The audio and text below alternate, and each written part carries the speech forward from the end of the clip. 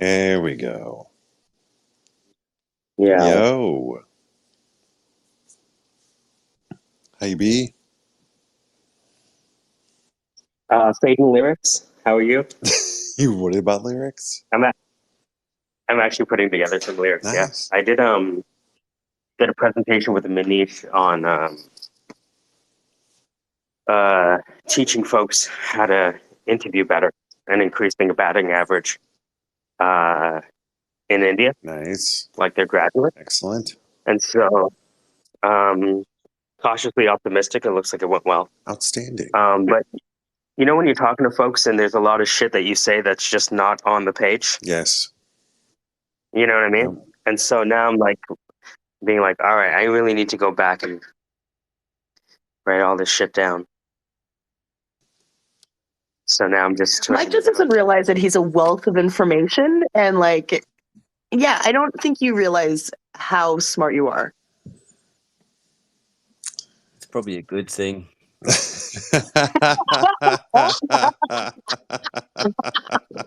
Fucking God. hurls, man. Just timing, Is this delivery, what an attractive content. girl that doesn't know what she looks like feels like? Oh my god! That's Hmm. awesome. That's Exactly awesome. why I made that comment. It's, it's terrible. And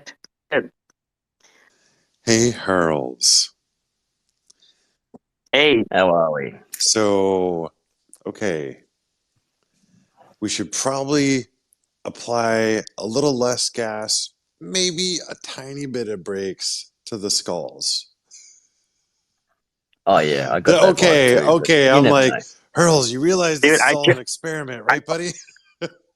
I jumped in a few times and I was like, What the fuck? uh, yeah, but I was like, oh, Casey and Hurley are here. It must be. Well, wait a minute. Usually they're a good proxy. No, I'm Nah. degen scraping.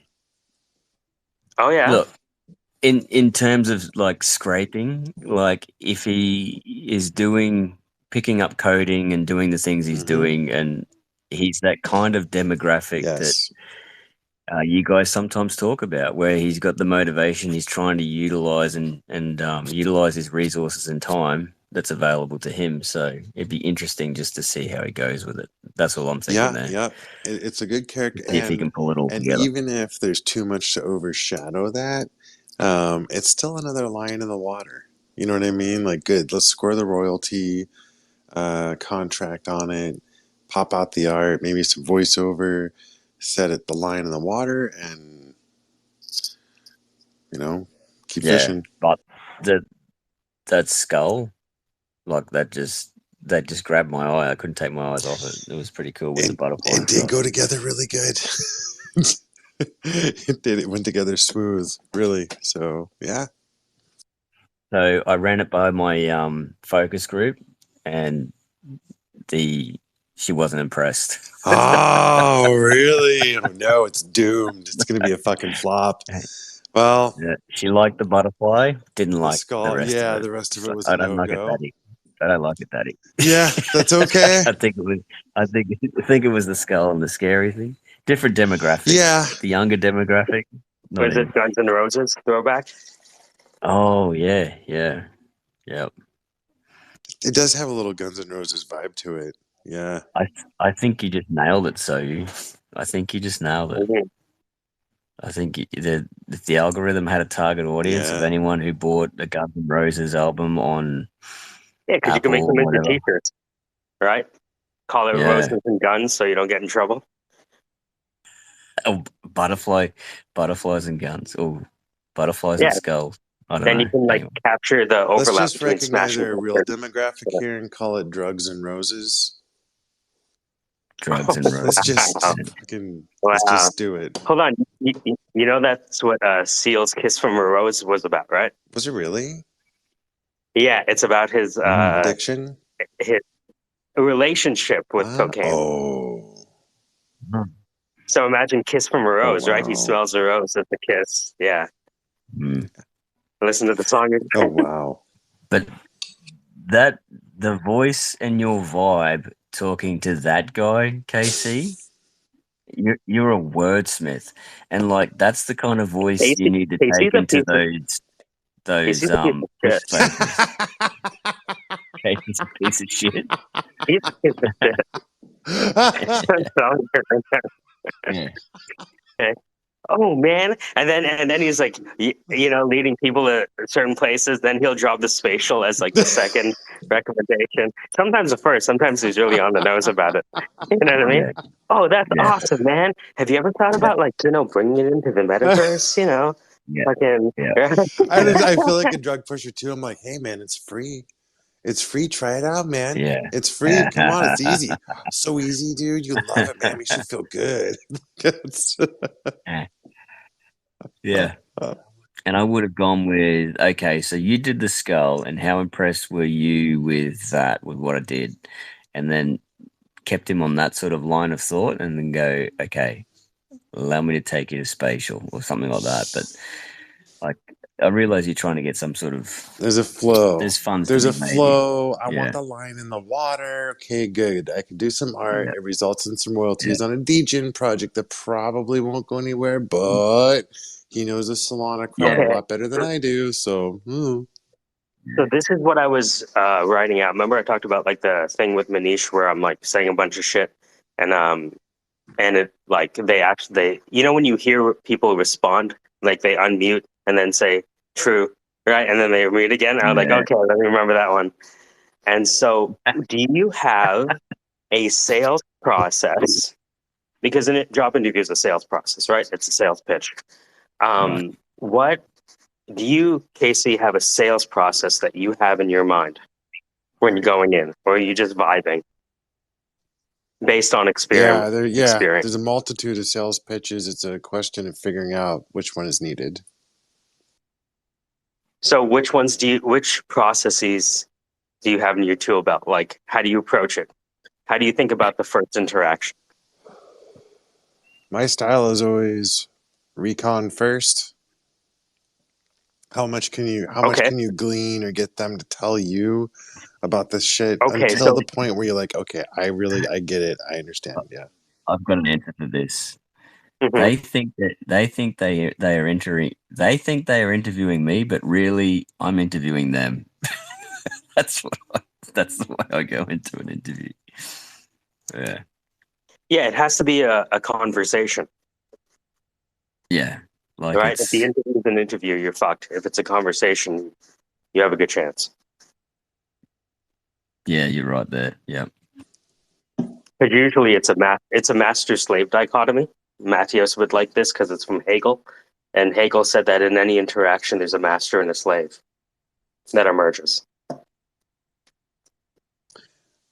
I think that Right. I think selling and dating have the same default response to desperation. Mm, You know what I okay. mean? So I have um, there's two paradigms I'm looking at. There's one uh, called spin selling. I'm not sure if you've ever come across it. Maybe. What is it? Okay. Well, before I tell you that, the other one is called Pitch Anything by Warren Clough. And Pitch Anything starts with where you just started, which is desperation, right? And so Warren Clough said that because desperation kills deals, you must remove neediness. Because if you bring neediness into the room, you're fucked. So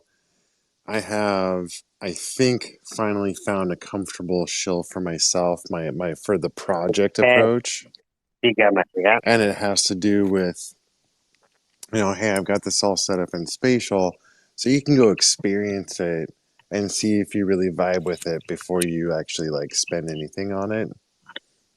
So go check it out, see if you like it. If you do, if you want to support it, we're here. But that's it. It's easy. So your idea is for them to move to product trial. Mm-hmm. Mm-hmm. Interesting. I'm going to write that down because product trial is the last step And before product it's purchase. especially unique in NFTs. You don't normally get to actually experience whatever it is before you buy it.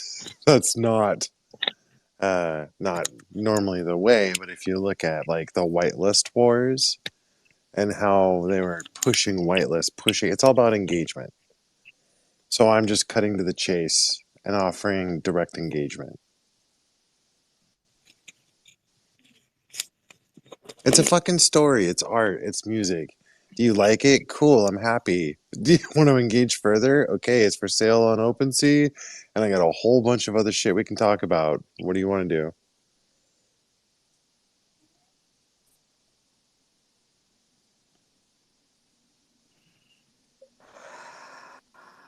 Interesting. Okay, so this spin selling is basically they're and hold on. Instead of me, if you would indulge me, because I'm trying to write this clearly. Okay, so I'll explain it to you this way. So 10 years ago, I'm working at this headhunting company, and we're finding like hard to find people, just like I'm still doing, I guess. Um, and the hardest thing to do is find good candidates who are okay with the pay rate because, good people get paid a lot of money.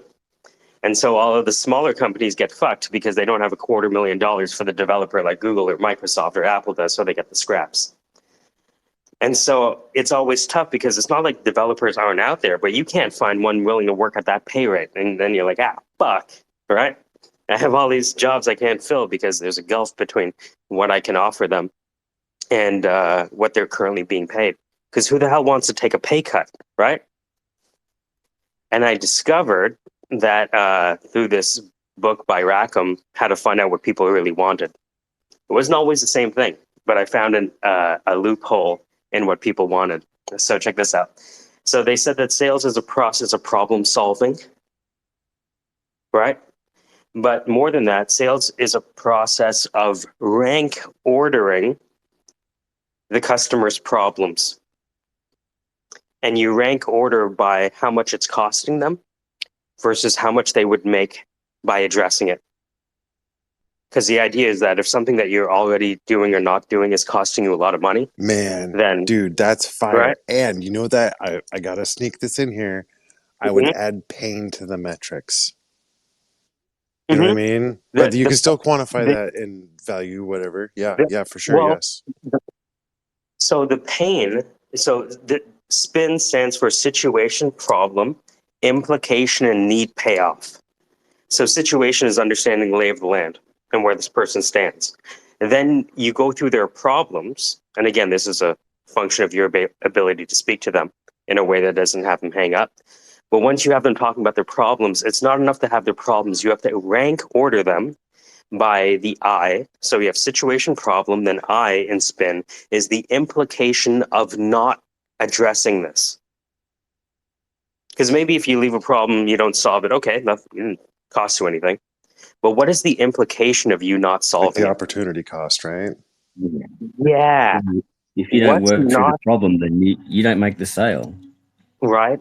And so you would rank order their problems by the implication of not solving, and then the money they might make or recoup from solving it, That's like right? straight up debt management right there.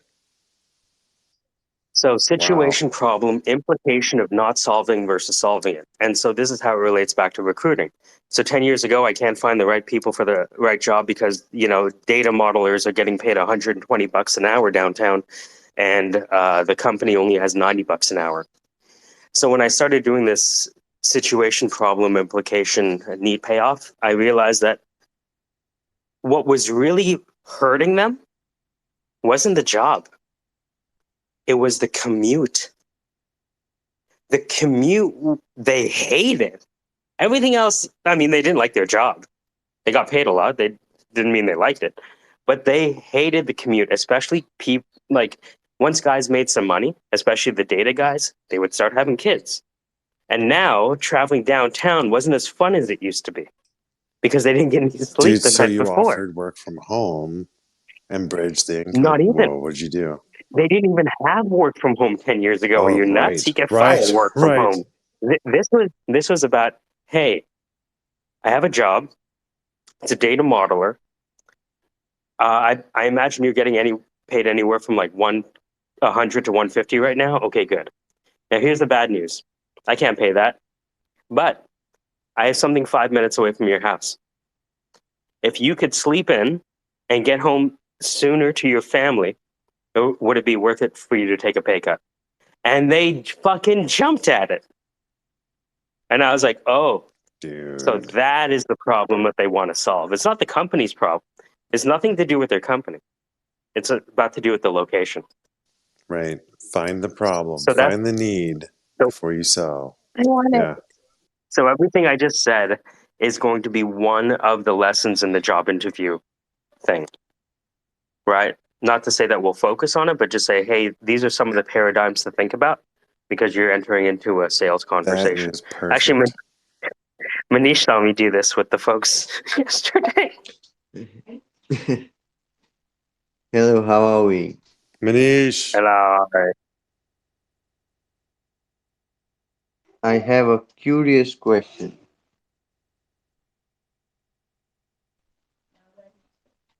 go ahead. Should the candidate take the pay cut?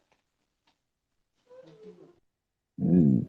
You mean like from like a Mm. budget side analysis? Should he like, Yeah, I mean, there's a lot to be said. Dude, that's a big shift. I know people in LA that are driving 2 hours each way if they're lucky. Four, like it gets crazy. So, I mean, you got to assess the pain and the cost, the opportunity cost, because what if I can go to work at 90 grand, but have such a high quality of life that I actually accelerate in my capabilities, everything gets better because I'm not so fucking stressed out. And a $30,000 gap, can you overcome that with commute? Ooh, it's probably not dollar for dollar, but long term, quality of life. but long term, it starts to pay off when you include stuff like wear and tear on your car, additional insurances, maybe parking passes. Like there's a lot of auxiliary costs. Maybe you can figure out a way to fit an exercise regime because you're commuting so Dude, much. yeah, yeah, there's a whole, yeah, your health benefits. It's a hard one. I don't think you can use the metrics of just dollar for dollar. Like you kind of can. You can do it, but I don't think it's a real accurate portrayal. Imagine though that like a lot of the times you're trying to convince them on, hey, this job is this and this company's that and the manager's nice and the code is good and all of that stuff. And it's like they don't care about any of that shit. They just want to get home sooner to their wife and the newborn. Play the person, not the cards. I mean, like I've seen it in mortgage plenty of times.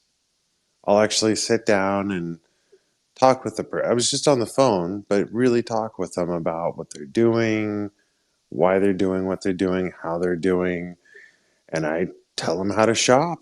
Yeah, you want to shop around? You should. Here's a one sentence that you can just read what I'm giving you, and anybody will feed you back an interest rate, and you'll know immediately where you're at. And I'd lose, but they'd still go with me because they know that I'm really shooting it square and straight and giving them that relief of pain from getting fucked, like hard fucked, where you like don't close and you lose your deposit and things go sideways. So, yeah, yeah, it's not always about just the dollar. It's not always about just the rate. You're right.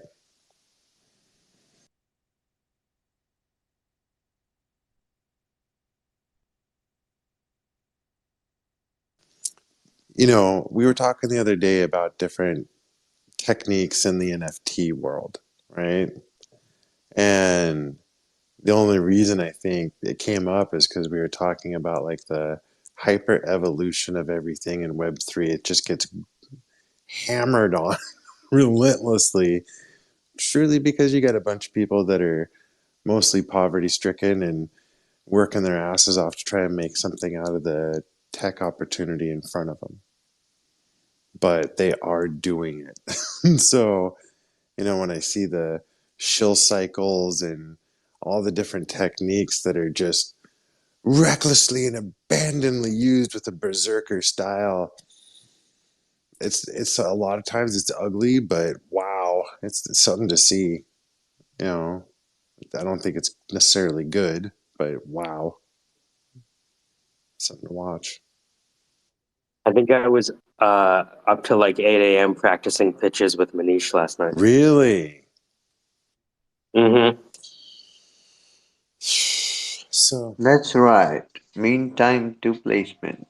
so there, when I was working in the wholesale manufacturing company, I was in charge of forging the relationships with the other manufacturers and other bigger distributors. Forging.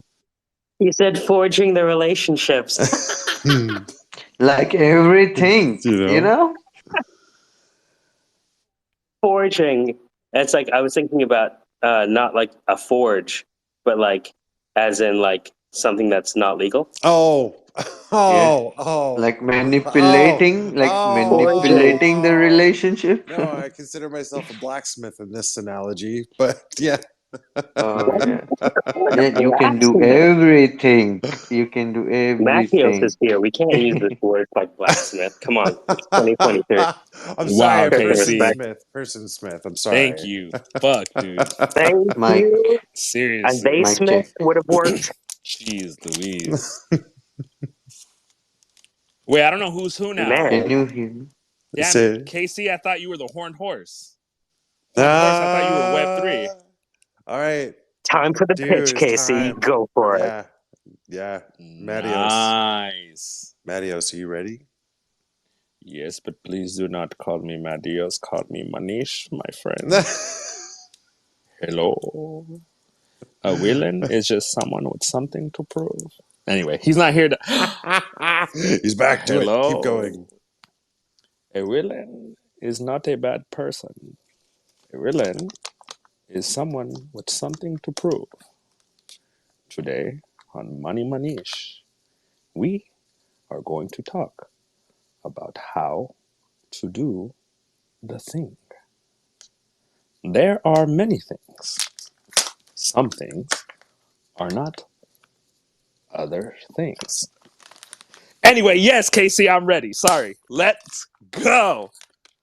Yeah, that was awesome. That was great. I owed Manish because I bitched out the last 2 or 3 times. And honestly, I was drunk all those times. Right now, I just got off work, so I'm sober. So it's like, all right, I got presence in mind. I'm ready. Let's go. Anyway, I'm sorry, Casey, please. Yeah. Okay. It was good. Yeah. Right.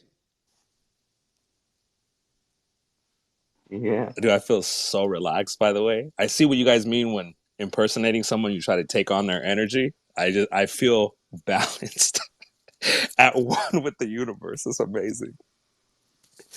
Get it now. It's amazing, Matthias. Yes. I love it. All right. So, Mike, are we? Which one? Yep. Okay. All right, Matios. I'm We're ready. we're gonna take this little experiment to the next level. Okay. This Saturday, I'm going into a workshop. Okay. I should come out with a smart contract, Oh shit. Okay. and so so I'd like you to go to OpenSea and take a look through chapters 1 and 2 of the Wizard Collection and see if any of those images kind of like spark a little interest for you. And Oh, nice. Is this related to the project you shared? One of those Saturdays we were on the call together? yeah.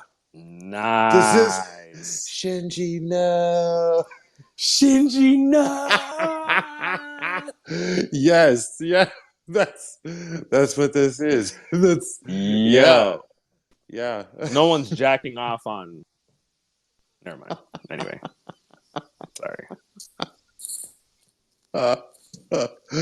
So, so yeah, if you would please go and take a scroll through. You know how to access OpenSea, right? I do not actually. If I've you done click, it. Sorry, go ahead. Go ahead. no, it's okay. If you click on my LinkedIn, you'll Okay. see a link. Are we connected on LinkedIn? No, my link tree is what I meant to say. Oh, you But we should motherfucker! be. I was almost We should be. excited. Well, Yeah, we we should should. be. Yeah. So It was like it's the least my link motherfucker know where I so my live. LinkedIn is on my link tree as well. So go Oh, ahead and hit nice. me up on Okay. that. Yeah, so yes, we should be. So there Well, it is. yeah. I apologize for being offensive. My bad. But the link to OpenSea for chapters 1 and 2 is in there. Go take a look and Okay. see if any of those Yeah, images. okay, Yeah. don't do any of that. I'm putting it to the top. It's also in the comment section. All right, Casey. So we got to work on the links. Yeah. We got to have those ready. Yep. And Mike, I'm sorry, man. You know Don't do what? any of that. Mike, I picked out the PFP for you, and I should have said the same thing to you I just said to Mattios. When you have time, please go to Oh, wait a minute. Hold on. because I picked that out Got for So you. And wait a minute. I wanna. Because I'm on the There's a East story. Coast. There's a story behind it too. Jeez, do you see what happened There's a here, story Matthew? behind. I want to Nonsense. explain. There's a story. There's a. My bad. It's a My bad. compliment. Go I on. want you to Do your thing. know. Do your thing. Do your For thing. what it's worth, it's a compliment. The one I picked out for you is the hero's final evolution form. It's like it's the baddest ass of the baddest that it Yes. I gets. feel like this is a conversation at the Hudson's Bay Trading Post. I don't even know Look, what that is. I got something special. It's where they traded with the Indians. And Oh, like, fuck. hey, I have Yo. something special for you. You're really gonna love it. I'm just gonna need that gold over there, and give me that metal, and give me Look, those sweet mangoes. just All right, you're listen. gonna really No love one this. can All right, own hold on. land. No one can Have own you land. heard? Just sign this paper. Can you? Oh All my right, so gosh. I know you have physical land, but have you heard about digital I land? mean, Yo. listen. It's an open sea. Check it out. There's plenty of spatial. My There's plenty God. of spatial for everyone. Don't worry. Yo. Hey, can I get a facial on? Never mind. Sorry. A facial Are on you saying spatial that? off OpenSea. Yo, welcome our Hold show. on. I'm a Are you open saying seaman. Anyway. that? Are you saying the metaverse is just a new reserve? Yo. Hey, I buy in. It's a bank of a whole Hey, that's different what the sort. hermeticists were about. Ooh, even better. Sperm bank. Get fucked. Let's go. Anyway, sorry, guys. So Matthias, here's the deal. So Casey has a bunch of cool pictures. They move. Sometimes they're in a metaverse. The online reserve. And Ooh. the heart of the project beyond the pictures is that Mhm. you get to spend time with Casey, and he'll turn your financial life right side up. Yeah, that part. Hmm Man, I got That's the so whole many idea. credit cards now. I know that's not what we agreed on, Casey. I thought it But was because of Casey that you got the credit cards. yeah, no, I would have never done it had we not talked. He was like, "What you need is 2 lines of credit." I was like, "That means 12, right?" Or That's fractional reserve credit cards. Yeah. It's like, so I know I was close to 700. No, I'm not. I'm not sure if that has to do with all my new credit cards, but Yeah. I mean, it could be. But I'm an empiricist, so we got to test it out. I'm gonna get 12 more. I keep being pre-approved. Anyway, I don't, for the record, Casey. My guts are all over the phone. Okay. Sorry, That, unnecessary. That was unnecessary. that was below the belt. Hey, we were talking about open trees with links and C's. Let's go. Ooh, yeah. Are the open seas in an open sea the seaweed? But wait, Yeah. there's more. Okay. I also ponied up with a Bitcoin mining project and used the funds that I had gained from building spatials for people to buy into their project. Oh, And so shit. they'll be sending me wrapped Bitcoin rewards that I'm going to be trying to distribute amongst the holders. You were grinding. Hey, Casey, this artwork though, my guy, It's not bad, right? bruv, I am not mad. It's In fact, I'm delighted. and I really got into the animation. It's fun. Whoa. It's fun. It's fun.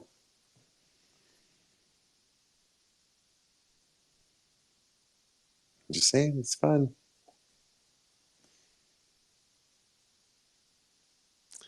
And I got a bunch of other, not I bet this is how you got people interested in RC cars. kinda. Kinda, yeah. Kinda. That's actually. You might be selling something different, but the sales process is the same. Yes. Yo. Wait, so you were telling us, are we only to pick from the Wizard collection or any one of these? Well, for right now, It's the Wizard collection. There's two chapters. There's chapter 1 and chapter 2. So you should be able to select from 25 different ones. But I think I'm seeing like some bunnies. Yeah. Some Power Blender, shonen. dude. Yo. I'm seeing is that what's his name? Is that Ruben? Yeah. The two you're looking at you're looking at my whole collection. I got a I'm in bunch the of wrong Degen. place. I got a bunch of Degen shit in there. If you if you click on my collections or the ones that I've created, those are the ones that I've actually made. Yeah. Yo, Okay. help this guy out with the link. He's like, yo, why don't you go on this fucking Amazon jungle and find me a mushroom that looks like this? What the fuck? Well, on my Okay, called I see. Painted Chapter Faces? 2. Nice. Okay, Yeah. so you said pick something from chapter 2? pick an image that resonates with you that you like. I found one. And okay. So we're going to be doing the goal is that we're going to be doing a full smart contract with a pre-mint, pre-reveal, reveal, and anybody that's bought anything that I've made gets free mint. Whoa. And the crew that I roll with, I want to back up as well. So because it's going to take a lot of fucking support too. I have 5 other projects right now that are pushing me like, dude, when mint, let's do a mint party for you. Come on, it's time. So it's not just you guys. There's a bunch of people who are like, okay, let's do it. So yo, content's ready, spatial's ready. Let's fuck. that part. You know what I mean? So get a facial on spatial, opensemen.io. Let's go. So yeah. Bruh. All right. Yeah. So I found one that does resonate with me. What do I need to do right now? Just send me a DM with Nice. the chapter and page. Ooh, which one is it? Yeah. Which one is it? I'm guessing Mechlock. I'm guessing. If it's Metlock, that's bad because that's what I chose to. Which one is it, Medios? Oh, did he drop down, that sneaky little bastard?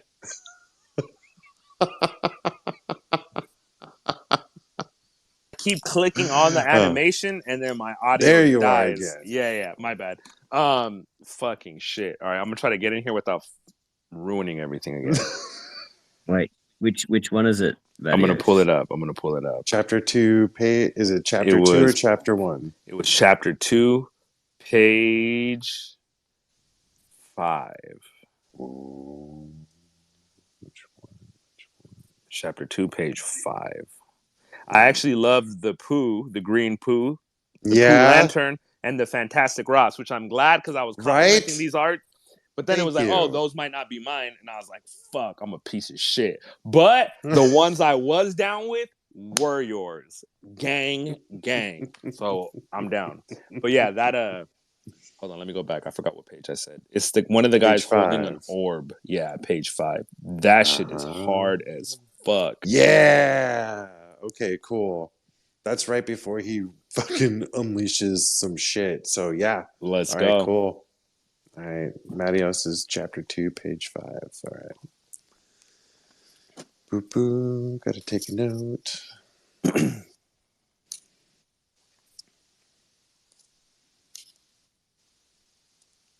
I love that Ruben one too, though. That's good because that's going to be one of the giveaway prizes when we have our men party. All right. When is that? Because I'm going to have to put my name in that basket. Don't know yet. That's a good question. Don't have a date yet. I actually want both chapter 1 and chapter 2, just the ukulele tune. There's a ukulele tune in the artwork. Wait, have you It's got kind of have like you got an the sound on? Australian samurai. No, Have you got the sound on? I don't, only because every time I do that, it's been kicking me out of space. Yeah. No. Sorry. Yeah, you should send him the. Have you seen the YouTube clip where it stitches them all together? I have. Or we're not talking about that anymore. I have. Yep. Wait, why aren't we talking about that anymore? I don't know. Dude, Ruben's here. I don't know. Here. I keep slipping up in front of KC. It's all good. I keep interfering with his pitches. Nice.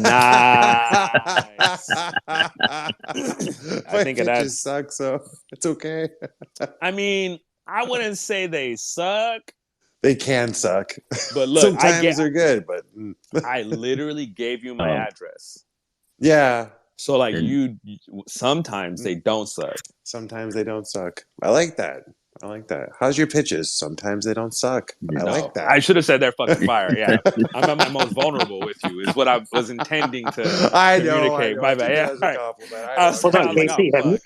My bad, bro. Have you told Ruben about your plans to include him?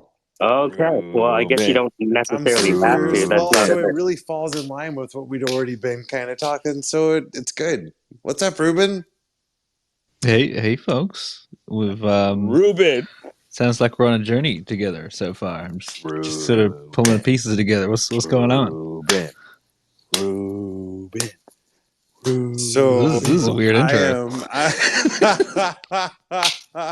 So I'm gonna relaunch on my project, but with a smart contract and a full mint reveal, pre-reveal, etc.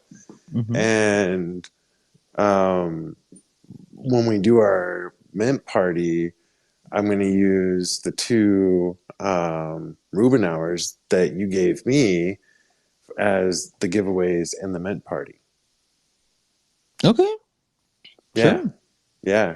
Because it fits really good with like the background, the backbone philosophy behind my efforts. So I really like that as a segue to, kind of what's behind all the art and stuff. So yeah, I thought that'd be a really good component. I feel like you just re-gifted someone's gift and told them you're going to do it. when we first talked about this, the whole idea was that he was going to give me 2 so that I could give them out. That was the whole purpose from the beginning. I'm just shit I know. I know. I did make that commitment. I should it still mention. Hurts. I should mention that I have to reissue the entire token supply to the current holders because I lost the keys. My bad. No. Hey, actually, that's actually really useful. That's really useful. I didn't realize that was a fucking option for a token supply, and it turns out that because it's a sovereign token supply, you can fucking do that, which is kind of rad. It actually gets around a lot of issues. And it was not an option that I thought would actually be possible because I didn't think I was going to fuck it up. But I did fuck it up, and there's a way around it, and that's actually kind of awesome. Yeah. I just lost the drive to go for one of those hours, KT. Yeah. Yeah, you guys actually got the coins? I never got a Ruben coin. Anyway, sorry. Casey, let me get yours. It's on record, Ruben. It's going to cost you. It's going to cost you. I was like, I need to go to that shit so I can get that shit for free. But it's like, oh, it's a raffle. I was like, man, it's America, motherfucker. It's what we make it. Just give me that shit. But anyway. Well, You it's okay. you paid I have the a bag. It's okay. It's okay. We got plenty of giveaway stuff. It's okay, Ruben. I just really like the concept. And if you happen to do it before I do mine, then I would still want to do that. you know, Matthias, that by law, Casey has to make it so that participation does not require purchase. You can participate, and he has to give you the option. But Nice. yeah, New I'm York gonna need it. specifically. Yeah, I Booyah, guess that might be national. Yeah. It's just going to be Twitter picker. Like, it's not, Whoa. you know what I mean? It's going to Is be. that is That's that the how new it's cotton? done. That's how it. Do you guys It don't feels know like what a Twitter slur, doesn't picker it? is? You don't know It what Twitter 100. picker is, do you? Whoa. Or do you? Whoa. KC, what the fuck, bro? It's called Twitter picker. What's wrong? What the fuck? Mattios, what's wrong? It's Twitter Nothing. picker. Whoa, bro. Better watch your Twitter picking mouth. I'm just running a contest Oh, over here, so I'm shit. using Twitter picker. I'm just Yeah. saying.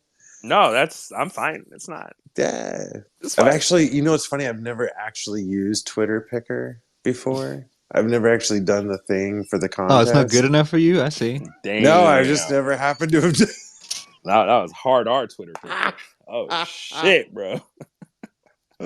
Anyway, unnecessary, and I apologize. My bad. But fun though. But fun. But yeah, I buy in. All right. All right. So I need Green Lantern Pooh, chapter 2, page 5, and You gotta buy. You gotta buy poo. You gotta buy poo. How do I buy? You've got to have ETH in your wallet and transact on Nice. OpenSea and buy. And Okay. I recommend timing it so you don't pay too much in gas. Yo, damn, that was fire. Horned Horse walked me through making wallets multiple times, honestly, but I'm just fucking dumb. But I think I need to do that again. Or you can sue Casey for failing to comply with New York state law on sweepstakes lotteries, Which is by actually giving you my free entry. preference. That's my preference. So just saying. Barbara Hey. Streisand effect. I get it. Good Let's call. try it. I've never sued anybody. Let's just try it. Small claims, yeah, up to 5,000. So we won't get on like Judge Judy or anything like that? I mean, if you're lucky. Okay. All right. Dude, if I'm lucky, can you imagine? I buy in. You gonna buy this guy's fucking time on the internet? Who is this? But they wouldn't raffle it out to me because I'm a Twitter picker. It's just fire. Anyway, sorry. So, Manios, do you have a spatial account? You know what? I think I do. Actually, There I you was go. gonna say no, but I recalled that no, it wasn't that I didn't have one. It's that I got to set it up with my kids' VR so I could use that shit and ground them for no reason and then walk around spatials. Okay. All right. Ruben, do you have spatial? I feel I'm either profoundly unhip or there's a metaphor of some kind. No, all good. Spatial, SPATIAL.io. It feels I'm getting VR energy from that. Yeah, name. yeah. Well, it's metaverse style avatar environment, walk around, interact with pictures, etc., etc. Has society landed on where the metaverse is? By the way, I'm banking on free. Yeah, It's where free is. Okay. So that's why I'm using spatial for free, and it's also at the intersection of free and easy to use. No download, no need to fill out anything. Click on link, go. If you want to click on link and fill out stuff to make better, cool. You don't have to. Is it where the heart is? I don't know. There's a lot of blood there. Okay. I've been putting like a lot of that in there. So I don't know. I don't know if it's going to be where home eventually what is the blood to but tears ratio? oof, if you're really trying to develop hard, it can be substantial. If you're really trying to develop hard, if you're looking for free use, easy to use, cake. Yeah, I usually try to go 85% tears, 5% sort of blood and sweat mix. You know. Hmm. It seems like in Web3, it's always like a moving ratio. It's never consistent. You know what I mean? It goes from 50-50 to 70-30 to 595 pretty fast. I feel like Doge has more tiers than the other blockchains, though, for some Do you reason. think what? Oh, I think there's a lot of chains with a lot of more tiers than Doge, don't you?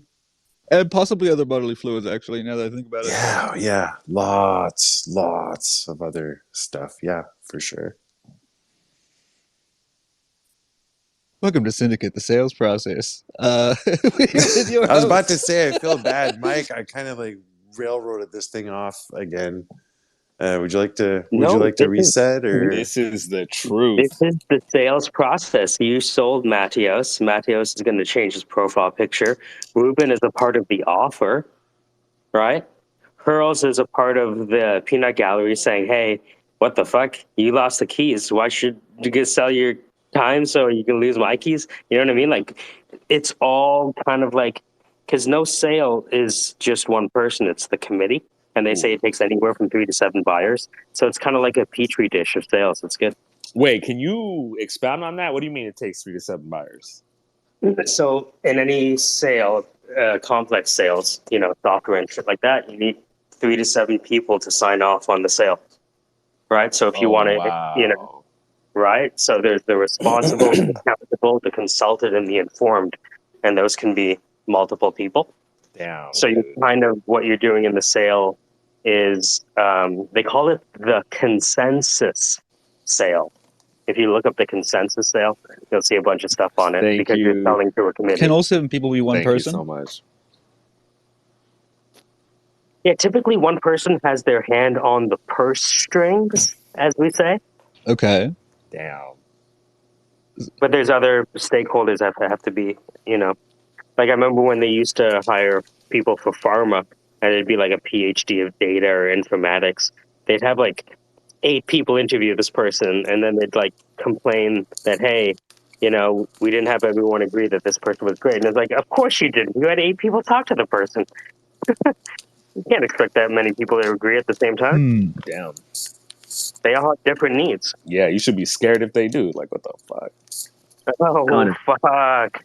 You know what I mean? that same kind of formula fits the value for voices money type thing as well. What happened there? Oh, say more words.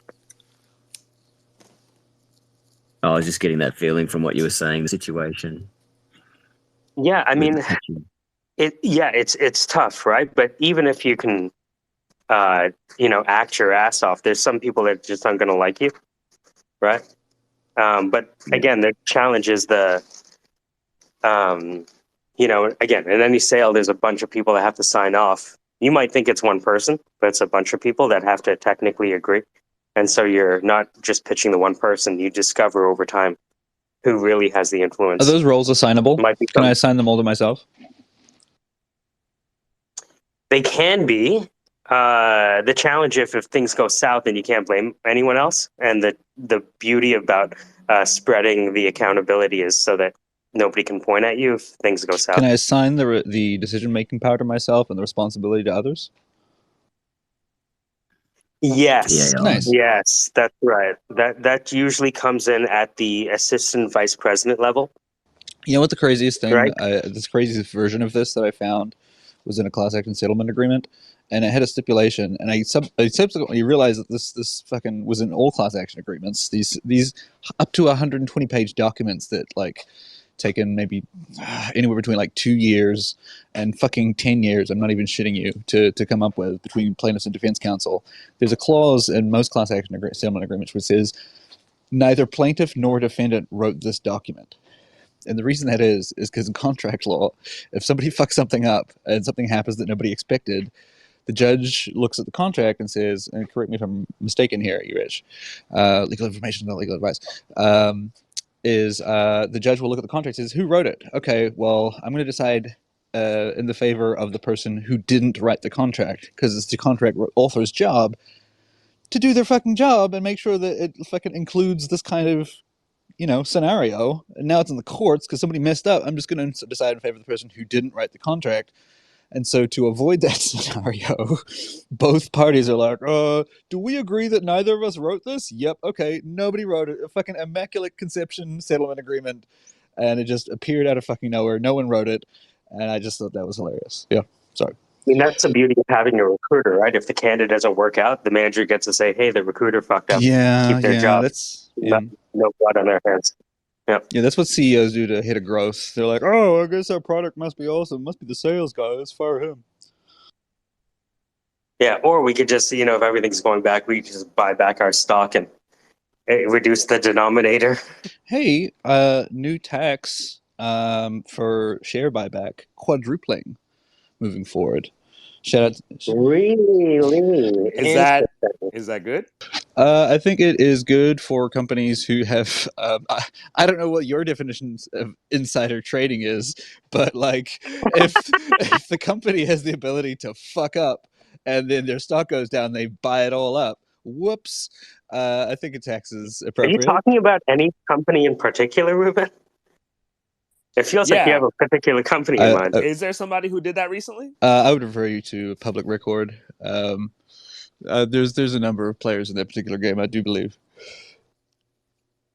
So I'll tell you what it is. So does your name rhyme with? Sorry, go ahead. So Facebook's lost their ass on the metaverse and fired a bunch of folks. But that doesn't mean it needs to affect the stock price, does it? Right? Can we just decouple these two things? Yes, we can, because we have the ability to reduce the amount of shares that exist and inflate the price by just buying back the shares ourselves. Nice. So that's what happened. So that's why I think they posted like a 23% rise in Jingo Jangos. You know what I mean? Whatever the metric is. Let's go. So it's like it's funny because I used to talk to Lincoln all the time, and he said, "You know what? I can do a lot of magic with accounting, and that's why the only thing that matters to me is cash flow, because all of this other stuff is just Wizard in the Oz." Platonism strikes again. It rears its ugly head. People don't inherit capital. Capital inherits people. You think there's capital gravity, like data gravity? I think there's economic gravity. So oligarchies are naturally arising structures in a capital gravity scenario. Until the guillotines turn up, yeah, sure. I'm satisfied. How you doing, Matthias? No, I think that's brilliant. My hand is up, just solidarity with D-Ridge. I just think that's fire, TBH. So we started off by me asking Casey what his sales process is, and we discovered that he sold RC cars much in the same way as he sells loans and NFTs, which I love. Oh, shit, bro. Being a charming, beautiful dilettante. It's just the laugh. It's just the laugh. That's all it is. You mother. It's just enjoying shit, having a good laugh, having a good time. Can you imagine how large Casey's ass is to have the voice he has? Bro got cakes for sure. Right? For sure. No doubts. Yeah, that rim is spinning for sure. Shut the 100, Paul. Hey, yo. Notice that there's no denial, right? Hey. It's just laughter. Not a single denial. J.S. It's fucking walking around like Nicki Minaj out here. KCB? Oh, that's the new name. KCB. KCB. Let's go. Shut the fuck up, dude. Who? There's some hoes in this house. There's some You're hoes telling the wrong thing, Casey. Certified freak. You're thinking about going on OpenSea. We need to get you on OnlyFans. You need to get a bucket and a mop. Booyaka shot for this wet ass. Anyway. That's fantastic. Statistically, there has to be like a species that has 3 words with W, A, and P. I feel like we should write a tribute to that. For like some sort of insect species or something. This is a mediocre joke. Please continue. I wish Focus. I could buy KC time so I could commission him to do Cardi B dances for a music video that I put Well, together. I Oh was going to shit. use one of mine to tokenize my Calendly, but that didn't happen. Dude, if you put up a single hour, I am going to make you an offer that you may want to refuse. Because this is exactly what I use it for. You better be mindful of that price. Casey, I want you to do a dance, drag race lip sync to a Cardi B song of my choosing. That's what I would commission. What about bands make him dance? Bands make it dance. Bands make it dance. Bands. Yeah. Ooh. Excellent. Or like I would remix it to I'm in love with a stripper, and it would be Casey just dancing in slow motion. I'm in In no love with a picker.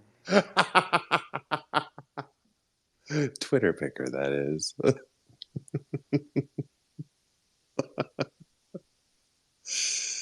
Whew. Whew. That's some funny shit. I'm sold. Okay.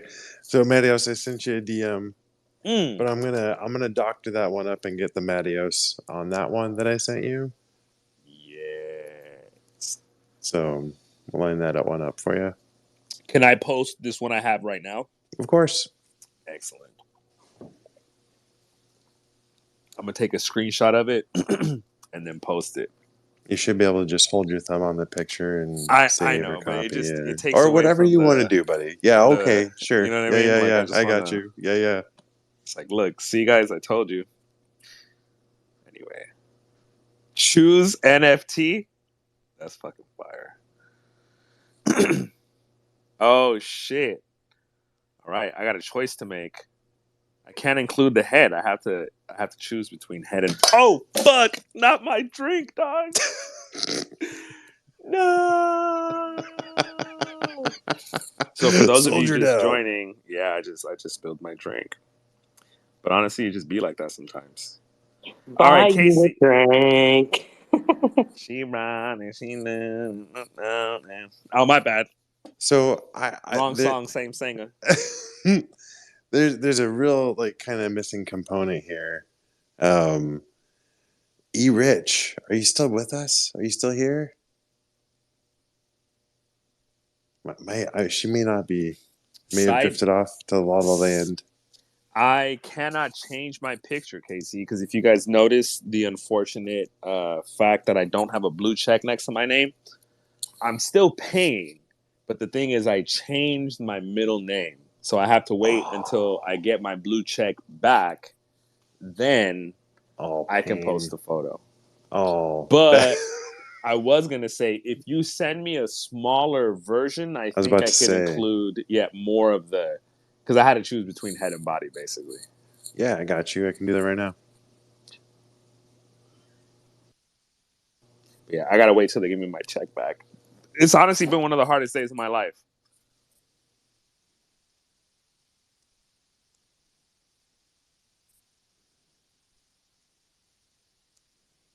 Really? No, but I'm just losing my blue check mark. You know what I mean? Oh shit! Yeah. We should have a wait. We should have a wait for the check mark. You know, the check mark was a good dude. Nah, it's coming back, bro. Don't say that. He was a really good dude. We had some good times. Man. You know, I came into the room. People automatically added me as co-host. It was great. Facts. You know. Yeah, I did notice that. You didn't add me as co-host today. Fuck. Is this why, bro? Anyway. I think I added E Rich. But she didn't accept. She's so connected, so I add her as co-host. Because if she starts inviting people, it's there's like ends up being like a bunch of people. Because she's like low key, like the KC of NFTs. Like if KC had like a counterpart, it would be E Rich. Hey, it makes sense. I told you guys, right, about the time that I followed them into a chat and I found out that they code switch on us. Mommy? Who? E Rich and KC? E Rich and KC. Oh, I hold don't on. I don't I don't want to assume the race of the other people. What could they possibly? Oh, you mean? I thought you meant code switching into Caucasian. Like, what could they Yeah, possibly? There's that's another exactly layer. that's what they do, bro. There's another level. That's exactly what they do. I was like, What? okay. So It's they almost get like enunciation, but we get fucking. You know, I got to tell you guys, we are really horrible hosts. There have been people flowing in and out of the room, listening without recognition. So I'm going to just take this opportunity to say hello to Arturo, say hello to Paul, and Baroness. How you doing, buddy? Just wanted to, try to actually host. I was just thinking. Sorry, I'll stop. I'd You guys actually continue. post. He says. You Yeah, guys, no, I think please it's. continue though. Haven't you been co-host for like an hour? No offense, I'm not trying to say. Yeah, but I'm it's just saying. like, Mike, I don't know. You guys doing you guys got a thing. I don't want to step in the way. Sorry, I think we must have been talking about like someone's NFT project or something. Yeah, and then you weren't. Nice. Yo, my bad. No, my bad. See, This that's is a part of the sales sales process. process. Yeah, no, exactly. you're right. No. It's got to be consistent. You got to be able to be consistent. You got to be able to take a no and keep going. I'm gonna add operations as a skill in my LinkedIn, and then say I just learned that shit off Twitter Spaces because I'm seeing it now. It's all about processes, standards of procedure. Let's go.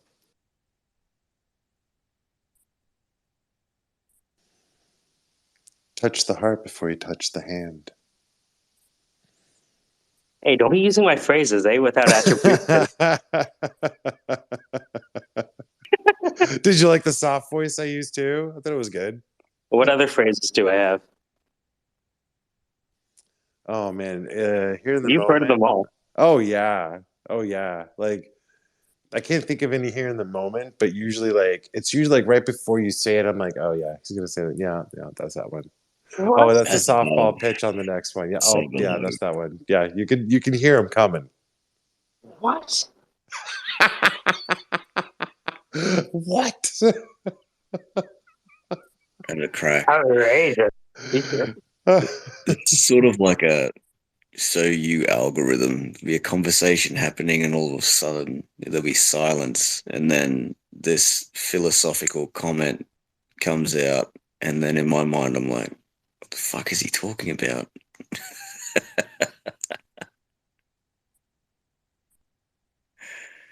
It's the implication of deep knowledge that you don't want to test yourself against, right? It's like, I'm going to quote some deep philosophy and put it in context in multiple scenarios, fuckers. You guys think you can hang with this? Yeah.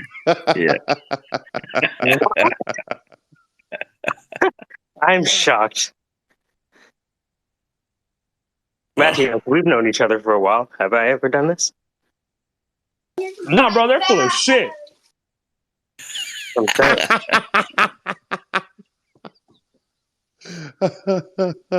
Huh? Sorry, everyone. Okay, so hold on. Ask Sorry. Ali. Ali will know. What is he being accused of? Saying random philosophical shit in the pockets of silence and just like ruining people's lives, essentially.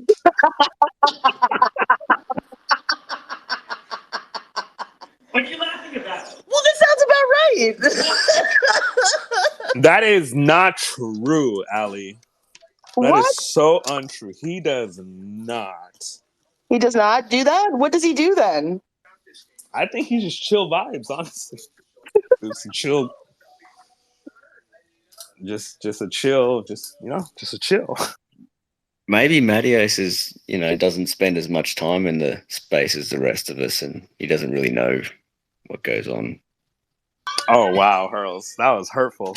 Oof. What the hell? Oof, that was a jealousy stab right there. Jeez Louise. What do you, You don't mean by spend what time with really us no goes more. on?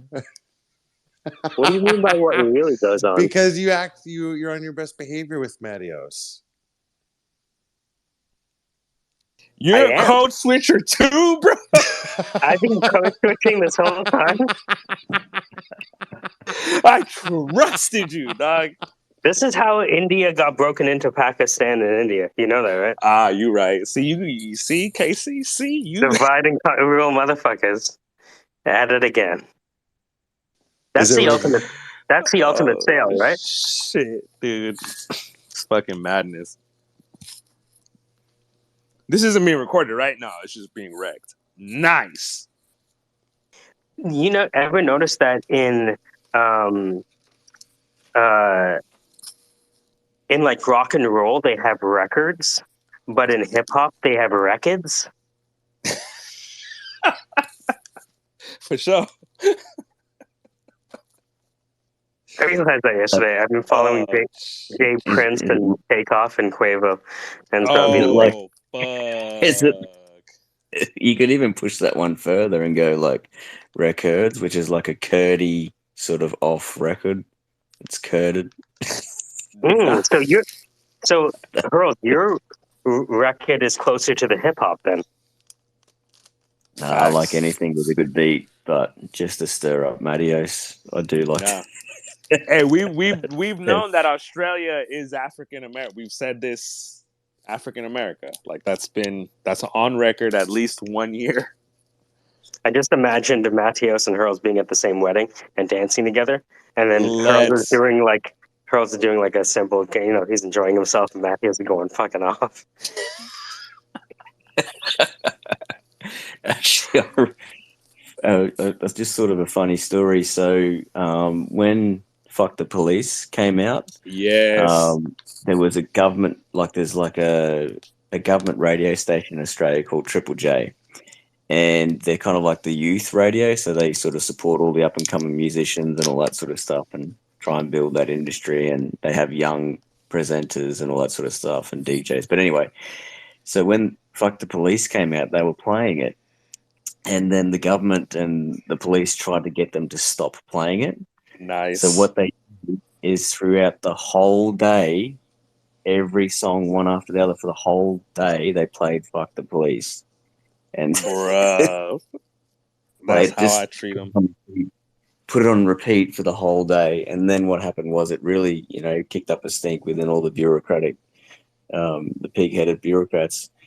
So what happened was, what they did without anyone knowing is they stitched part of "Fuck the Police" into the sound of the every time the news gets introed. Yes. So every time the news gets introed, a tune from "Fuck the Police" gets played without the bureaucrats knowing. Well, they probably know now, but yeah. The Syndicate does not necessarily represent the press in this. All of a sudden, like you guys can be Jay Prince, but I'm going to be Charleston White. All right. Yo, that part. All right, you guys are too degen for me. I'm out. I always said. All right. But now, before you go, I just wanted to say this, because one of the questions I would always ask, like, people growing up is like, and I'm not this is serious, and I'm not joking. And it's like, when your dad is drunk and he hits your mom, who the fuck do you call?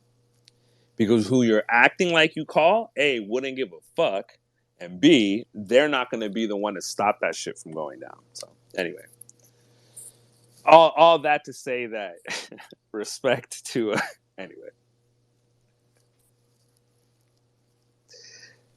Good question.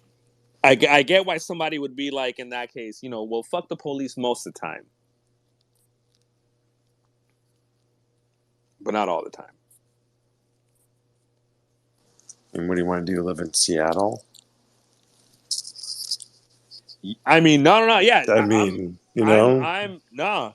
Yeah. It's a very hard conversation for people to have. Yeah, and that's Also, before I go, I sent you a cropped image, if that helps. Oh, excellent. Word. All right, I'm out. Be well, guys. As soon as I get my blue check back. Nah, KC, just stay. Before you go, I wanted to say one more. What? Nah, I'm kidding. Sorry. Yes. Wait. Well, Wait. Wow, I can't believe he left. what are you reading now? Damn. What was I reading?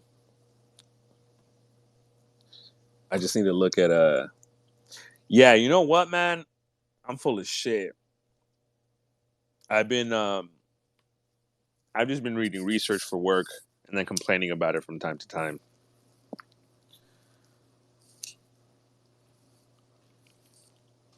But it's all fake. All the behavioral bullshit, you know what I mean? It's not even. The thing that gets my gears ground is that they try to pitch their shit all dressed up, and then, you know, it's stupid, but then they're right and it's useful.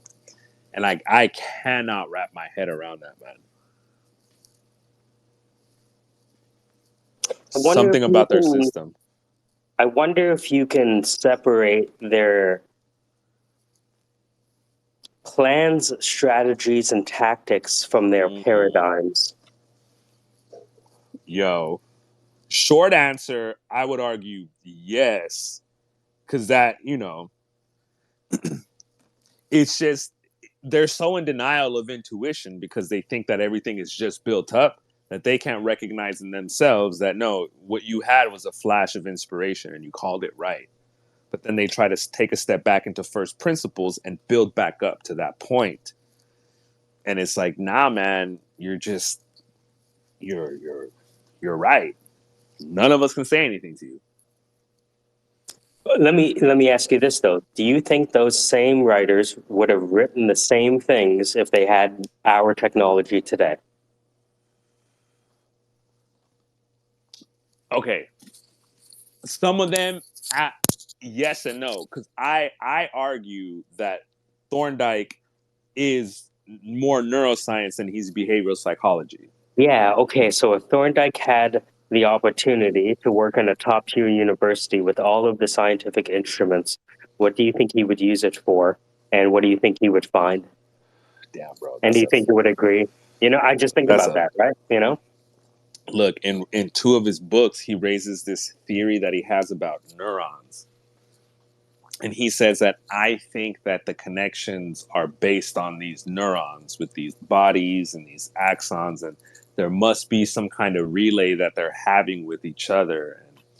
But yeah, dog, it's see, but he's not of the type. So like I've been reading shit even from, you know, last year or whatever. Like what they're trying to do is, because they're saying there's no such thing as a mind, they're trying to come up with a parallel. Beautiful. They're just trying to come up with process theology again. But they don't know that, oh, that's been there. Because they're saying there's no such thing as a mind. So it's just at the monad level. It's just reflecting off, it's just a surface reflecting off another surface. And they want to stay away from anything like consciousness or spirit or, you know. It's interesting because we all often think about object versus process, but we never think about environment. Dog, yeah. And this is, I mean, yeah, it's it's like, it is literally phase space. And again, this is why I'm blown away, because I'll read their shit, they'll say some shit, and I'm like, your rationale behind why that guy is wrong is itself incorrect. Your rationale behind why it's this way is incorrect.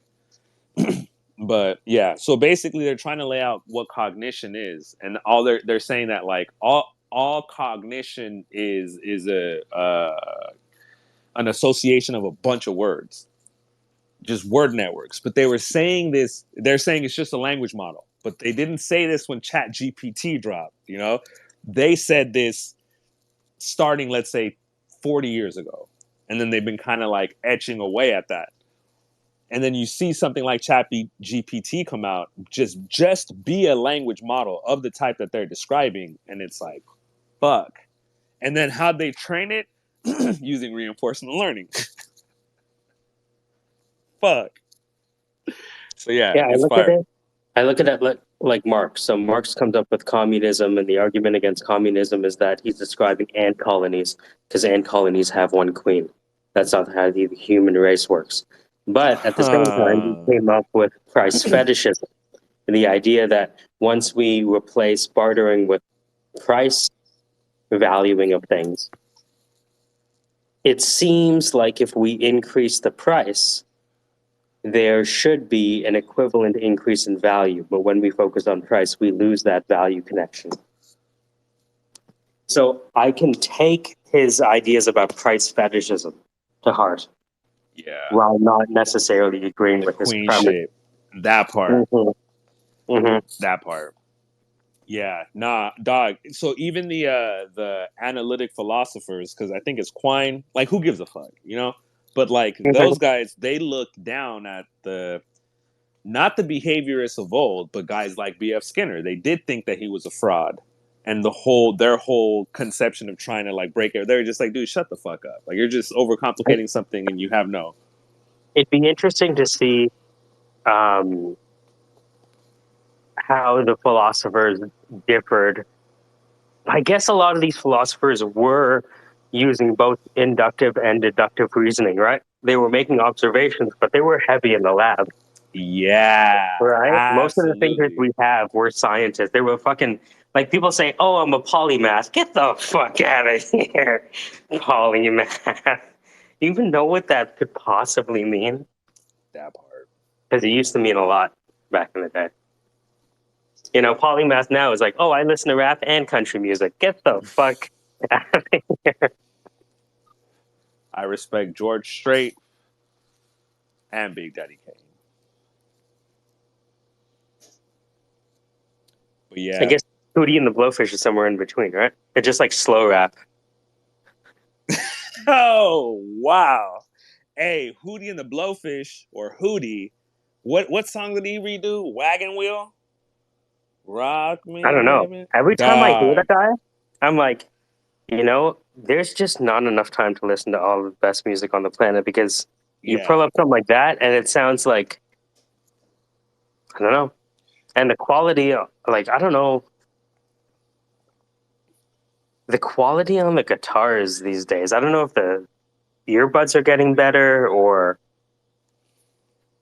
I don't know. Engineering? Yeah, I have no idea. Nah, I think you're right. It is both. Huh. It's the engineering and our output. It's interesting to think that, like, you know how you have Steph Curry and like I think it's Damon Willard, like doing the logo threes, right? Where they're Damian doing Lillard, yeah. where they're doing 3-pointers from the logos. I Yeah. wonder if that happens in other fields too.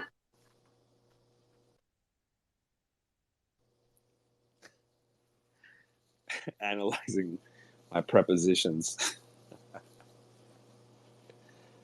Like Russell.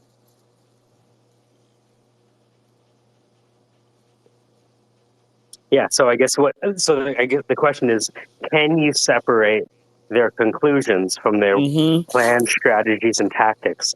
Because the planned strategies and tactics might be useful, but you might have different goals and objectives. Oh shit. Yeah, no, 100%. I mean, yeah, dude. I'm Like the Romans got a hold of a Carthaginian boat, and in 3 months they had 300 of them. You know what I mean? They didn't necessarily have the same goal as Carthage. In fact, they had the complete opposite.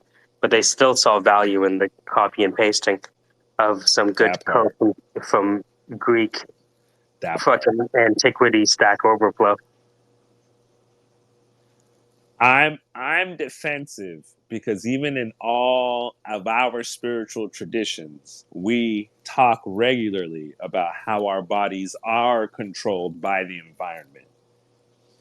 And we say that there is a separation between certain of our intentions and then how we act when we're in the face of temptation.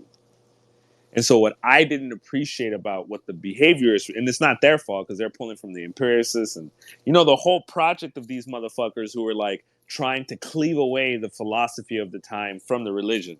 So starting with Locke, he says straight out, I'm not going to tell you what theology I'm pulling when I say this. I'm telling you that we shouldn't make comments about the invisible, but he does exactly what you're saying, separating the strategies, tactics. So they were like, since whereof we cannot speak, we should pass over in silence. Yeah. Let's make endeavors to speak using experimentation. Damn. And then only speak about those things. I mean, yes, but it's like that's exactly what the Ibns were doing as well. So that's what makes me defensive about how they were like, all right, we're gonna separate these two things, because I'm like, that's not a fair representation of what people were doing. But also, I'm not growing up in fucking uh Rome controlled Europe, Yeah, you know. yeah.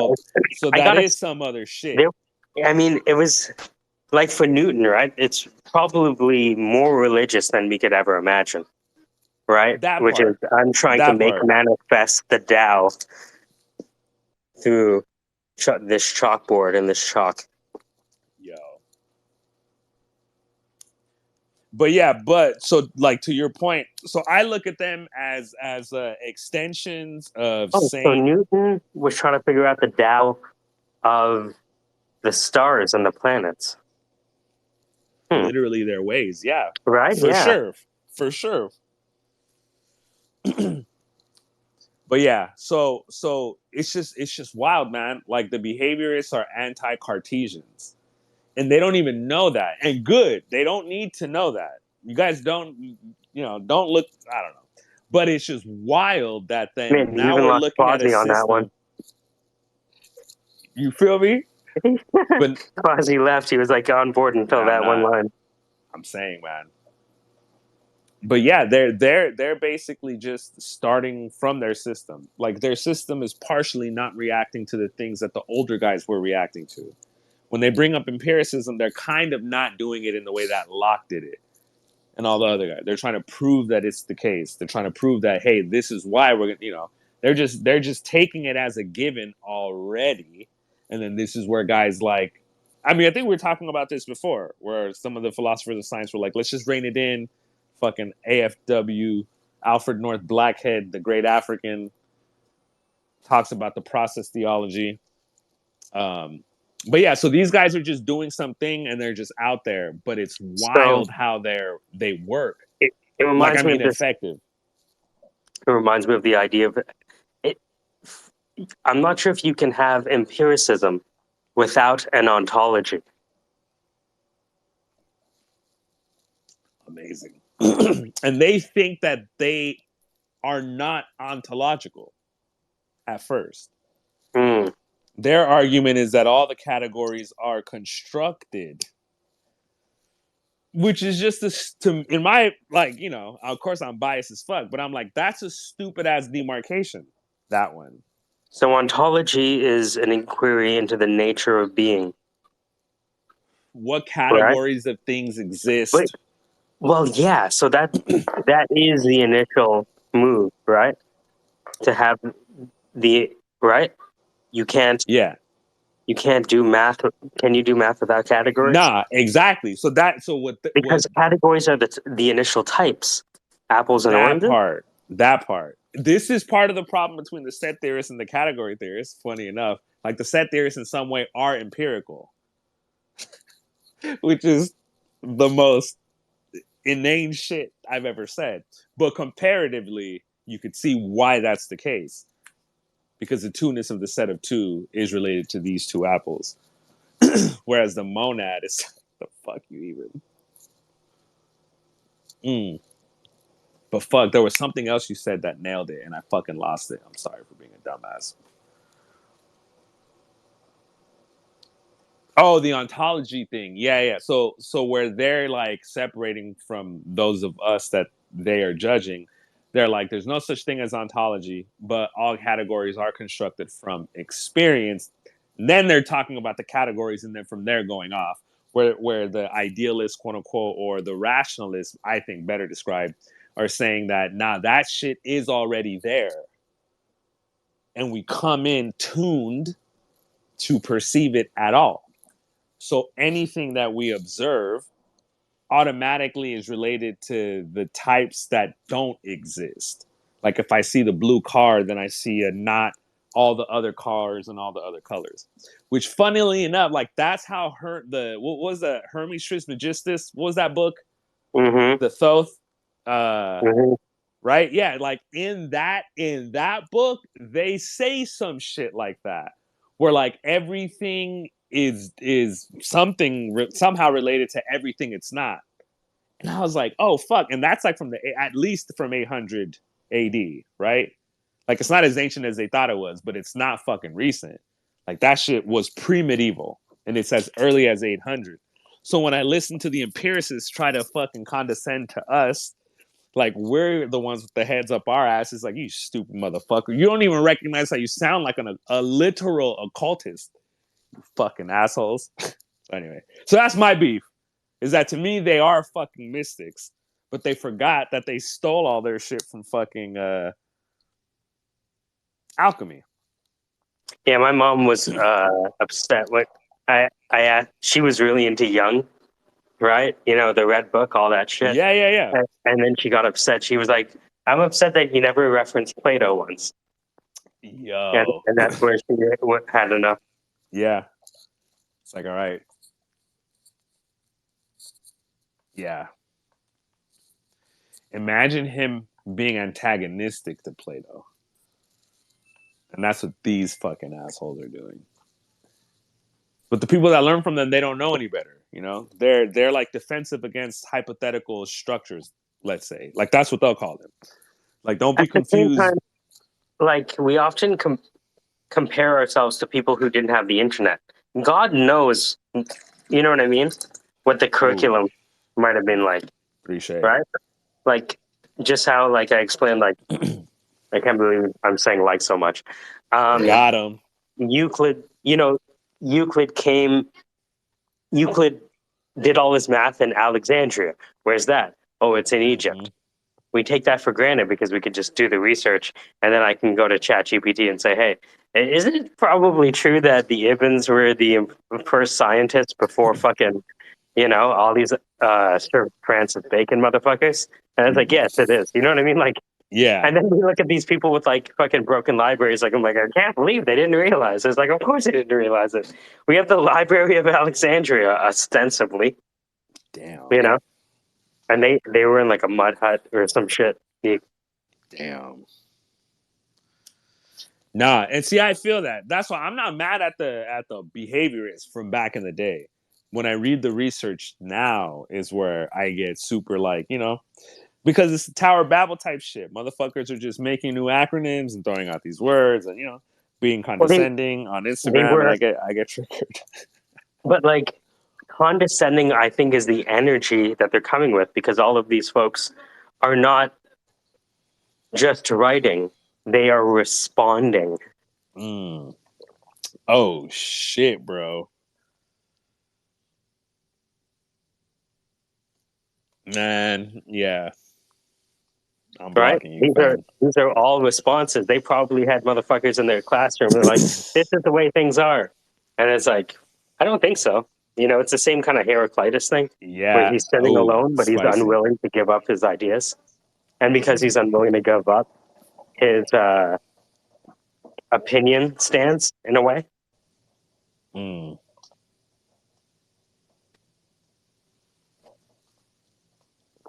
Wow.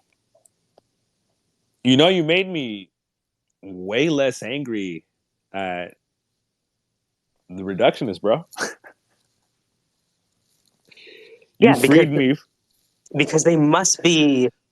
They're Yeah, like it's not in a it's like a vacuum. rap battle, right? Yeah, It's like they're yeah. beefing, and this is how they No, used for to battle. sure. For sure. For So sure. I guess one way to look at I've never seen this done. It would be cool.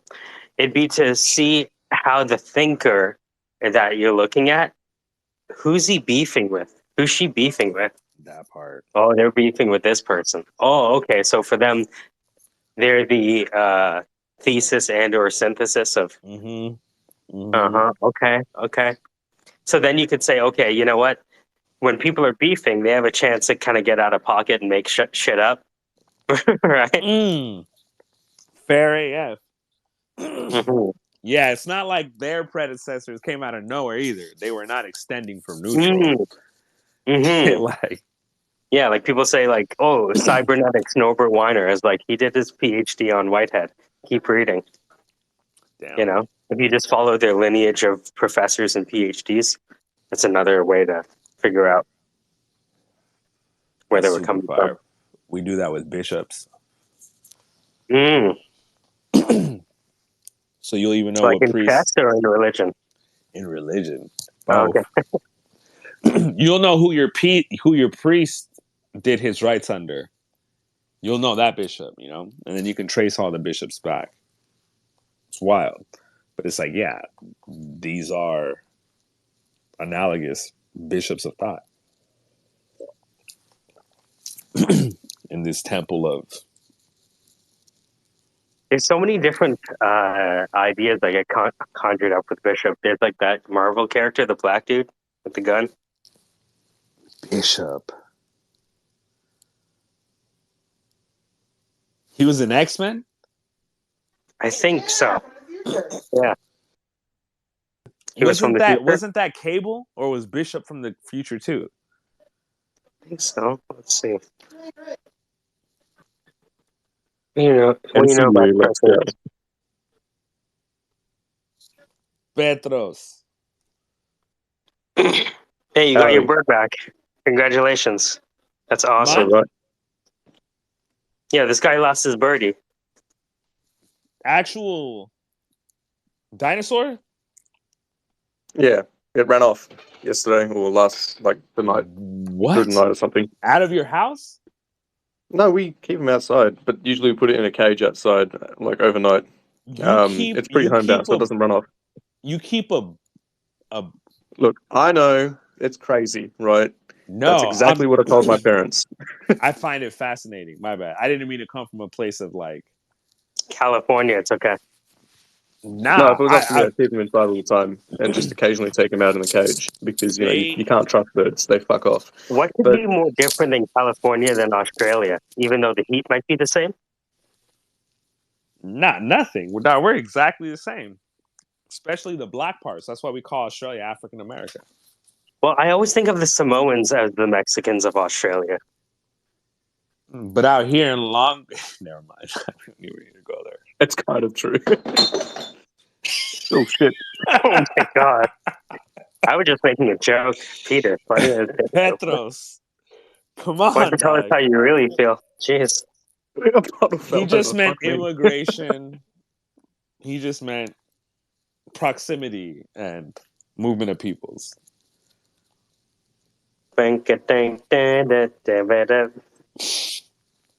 Exodus. I'm trying to think what lines of work they usually get into. People. Damn,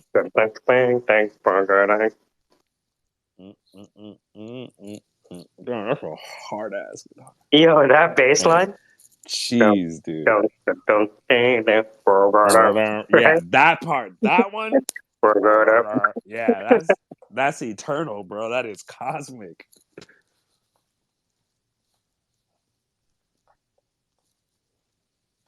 I bet you that's the sound of the Ark of the Covenant. Not the... Anyway. That's the sound of Jacob's ladder.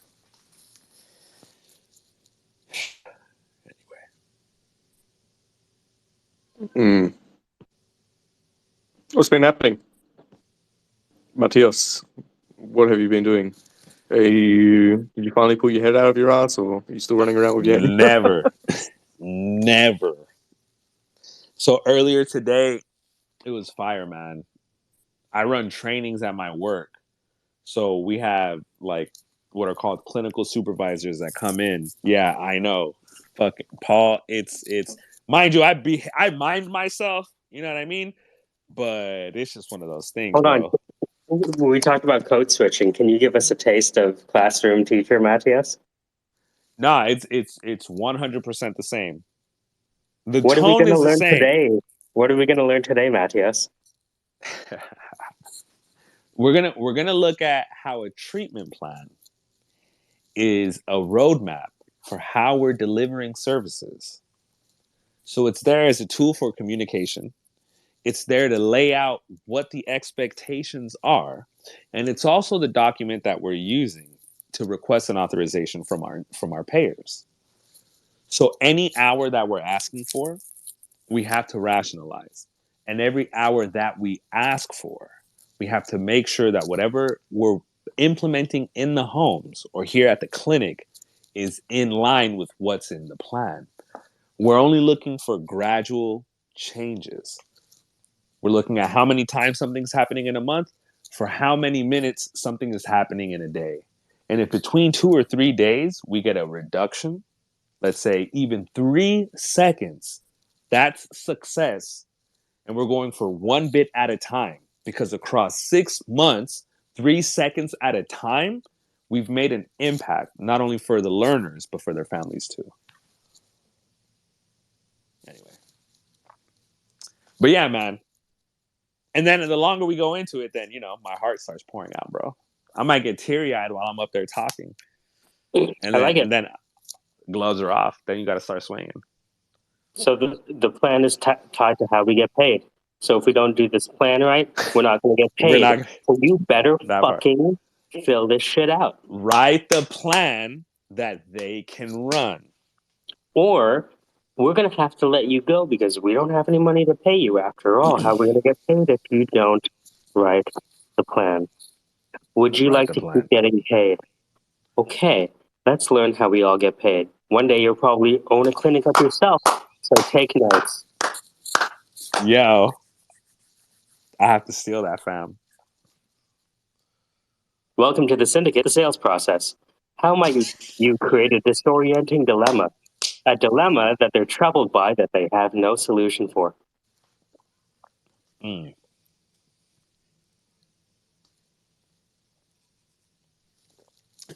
buy in. We were doing But this yeah, man, that was Friday morning. We were doing this with a client, and we were saying, okay, so if you're a school, you spend what? How many years teaching people stuff? And then you say, all right, go for it. How much time do you spend preparing them to explain what they know? You spend any time at all? No? Okay, so that's what we want to do. Do you think it's possible that we could place people faster if we taught them how to interview well?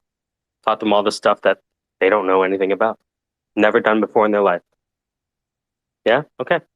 That's it.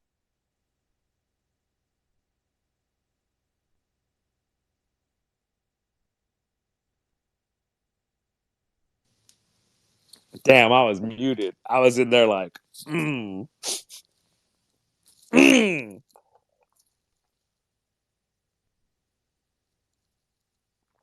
Amygdala-driven development. Yo. Amygdala donuts. That should be a new. If I had a producer name, it would be Amygdala. Amygdala. Yo. Yeah, like Buju Banton. Yo. Yeah, I think I'm gonna use that Amygdala. Amygdala. Yeah.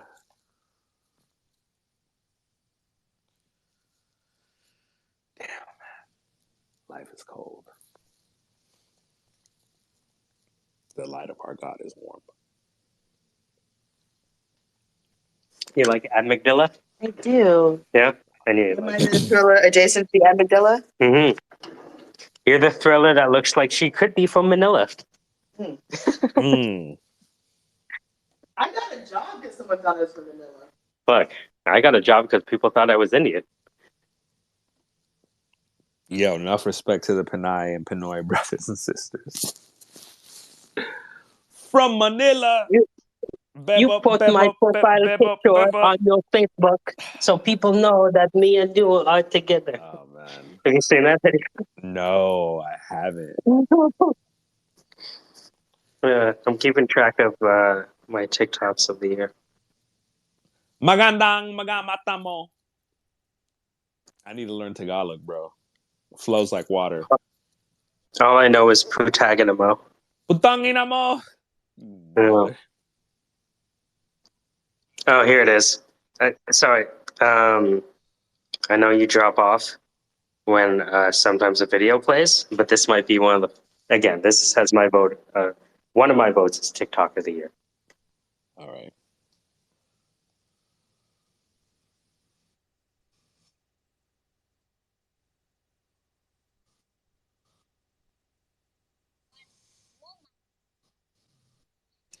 Bro. Am I still on here? Yeah. Oh man. Oh man. Horned horse. You tell me that's not a TikTok of the year candidate?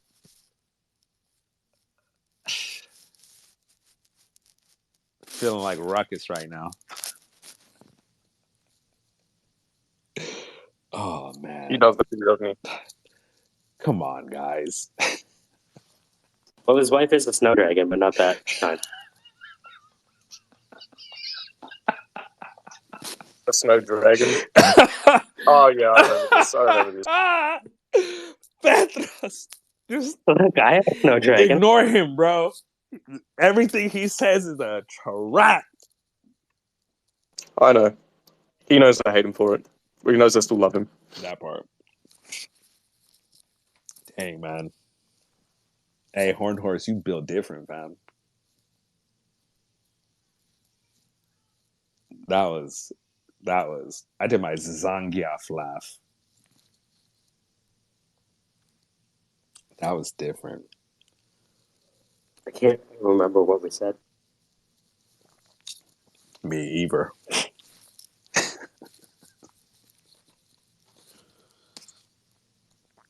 I have a super Something short about snow memory. dragons and snow bunnies. And...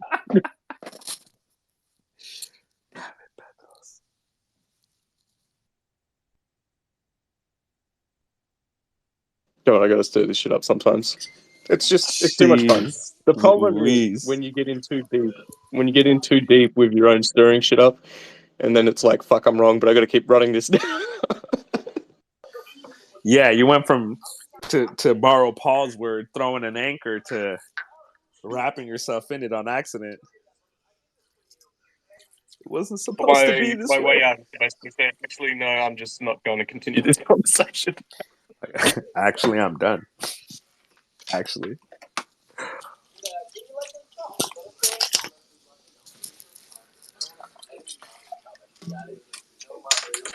Actually, yes. Oh, man.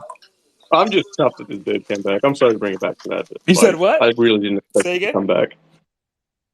I said I'm chuffed that this bird came back. I really didn't expect it to show back up. The other one's like a wild bird, and it kept running away and then flying back and whatever. So that was whatever. But because it wasn't really a member of the family, it was kind of don't really care. It kind of it can be here. It doesn't need to be here. We're just sort of taking care of it while it was injured or whatever, because it's lost a whole bunch of feathers from its wing, flight feathers.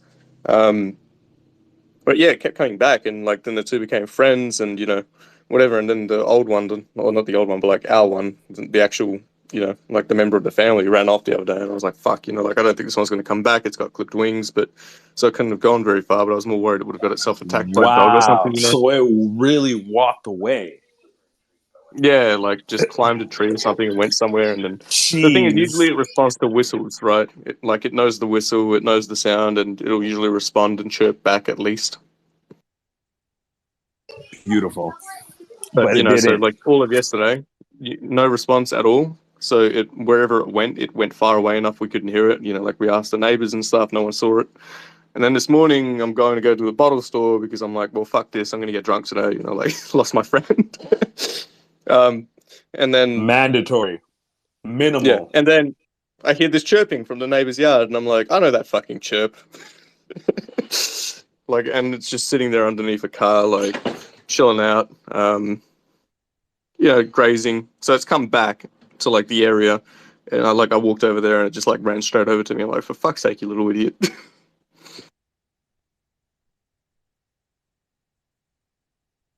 Good on him. At least he had an adventure, I guess.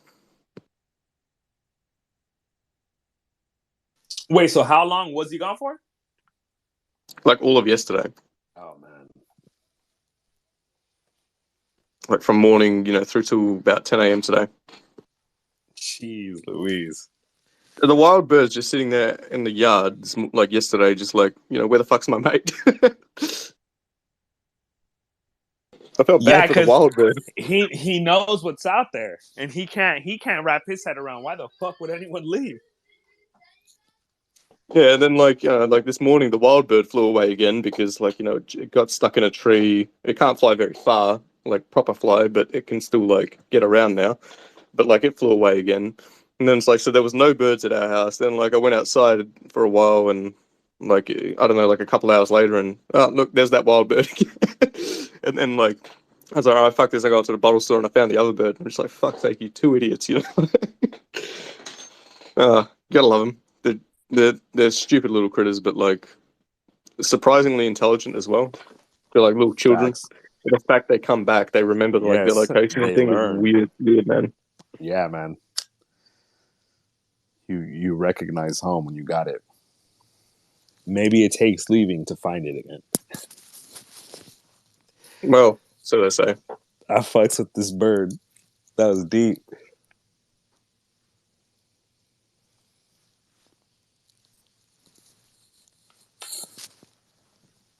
We also got like a family of pigeons that hang around our house just because we always have food out in the open, and they're pretty cool. But they're like obviously they don't interact with humans or anything. They just like run away straight away. But they hang out. Yeah.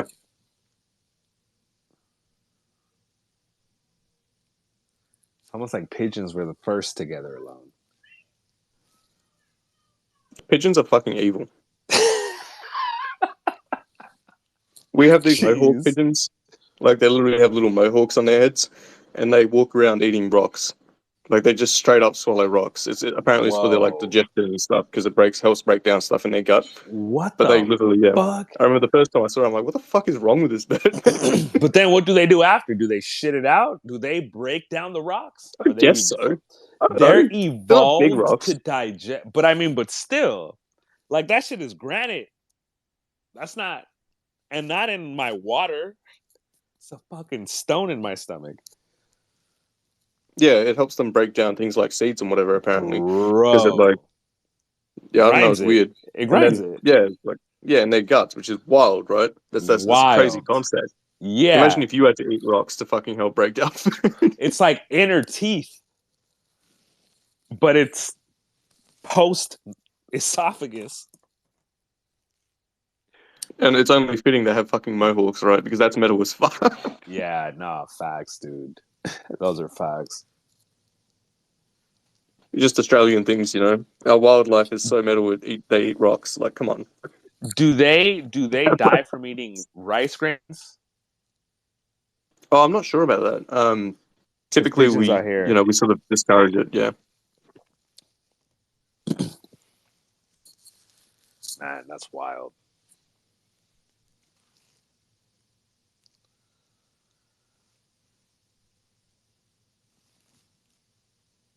Anne is coming up. Or not. Dan is up. Or not. Death Rich comes is the up. night I stand alone, frowning upon. Do not go into the room of zombies, I say.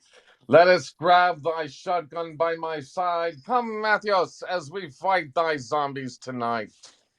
Hi, guys. How you guys doing? I'm making a zombie anime in the background. I have like 1,000 frames rendered. It's pretty cool. Oh yeah. 1,000 frames rendered? Well, maybe not that. Maybe 600, 400, something like that. Yeah. Just thinking about it all started from a friend of mine sending me an article about a guy went into an MRI and apparently did not tell the doctor. The gun discharged? No, he had his gun discharged. Yeah. Yeah, I heard about that shit. Yeah, so then we were talking about so then I was like, well, then we need like a freak MRI accident. And of course, the guy gets electrified, and then he has a tendency to make everybody around him like a zombie. So now you have like doctors turning into zombies. We got some shots of Texas Rangers coming in the building because of course this happens in Texas, and of course they get killed, and then eventually the hospital gets bombed from the skies, but Nah. So yeah, so I'm like, I do the storyboard of the whole thing. Everything from the kid, coming into the hospital and accidentally getting electrified, and it's fun. It's a lot of fun.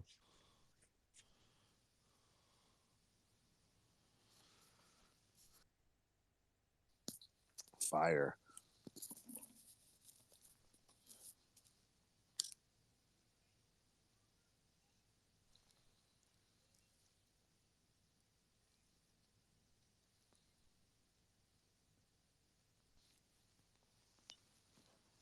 Water. Earth. Ah, Yes, you that beat you to it. Air. Fuck you. Just kidding. Sorry. I don't mean to, I'm not competitive. I just anyway. I'm the youngest brother, which explains why I'm a little bitch. I'm the same, but I'm not a little bitch. So. Today on Frontline, we'll Fuck explore you, the bro. youngest brother, Anyway, the sorry. little bitch of the African American family. Here, Fuck you, Dad. here we see Anyway, please continue. Matthews, an adult male with a lot of children doing fairly well in society. However, unbeknownst to you, he's a little bitch. Fuck you, bro. You heard from the It's horse's true. mouth. Yeah, no, it's true. What the fuck am I gonna say? All right, I'm deleting my account. Goodbye, my friends. A little bit I'm not. unknown to society, wandering the halls of American malls left and right throughout the world. Fuck. Seen here, the little bitch goes into a grocery store to get a whatchamacallit, one of the few candy bars left in the eerie Philadelphia scene. Wow. I feel like you need to change your name from Mighty Matios now. Oh, wow, you guys. I thought this was somewhere I could be vulnerable. Not so mighty after and all. honest. Matthews, also known as Little Bitch Johnny. See, I'm not going to tell you guys shit no more. I mean, No, I'm you can be fine. vulnerable without calling yourself a little bitch. That's kind of just opening yourself up. An innocent man outed in a Canadian nightclub online.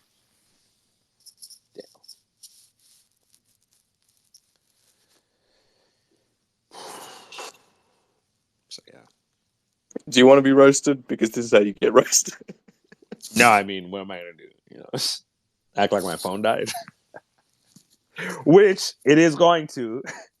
But it's not because I'm a bitch. It's not all good news. He was accompanied by an Australian carpenter, said / prompt engineer from the land of Nicole Kidman's. Fuck. Yeah, there's a lot of those Nicole Kidmans running around here. It's basically like a whole nother race, Nicole Kidman's? A frightening collection of genes that alter you to look forever thin and slightly ginger. Forever young. I want to be forever young. She had a great movie called The Others, which I watched when I was like in 8th grade or so, maybe 6th. It's fantastic. Yeah, I always liked her. I can't think of anything else she was in. I never seen Eyes Wide Shut. Yeah, Eyes Wide Shut, and then she just did a shit ton of movies.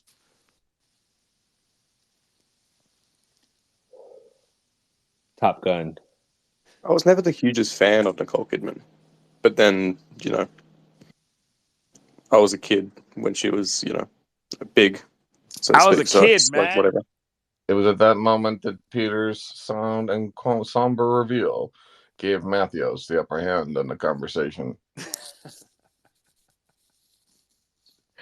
Upper hand these nuts. Actually, don't, please. Damn, that'd be kind of fire. I'm about to upper hand my own balls. Not now. Using his own balls to upper the moment, Matthews then jumped into the car and said, "Let's go. This is fire." At that point, the police then fired upon him, taking his command literally. Let's go. My only aim here is to break Dan while he's doing these voiceovers, and I think we nearly got him there. This is fire. Matthews was then arrested and taken to the penitentiary, where he said this on camera. Yo, this is fire, man. This is fire. I was a kid, man. Johnny Little Bitch Matthews then turned to his friends and decided to take over the library, becoming the first ever little bitch behind the desk.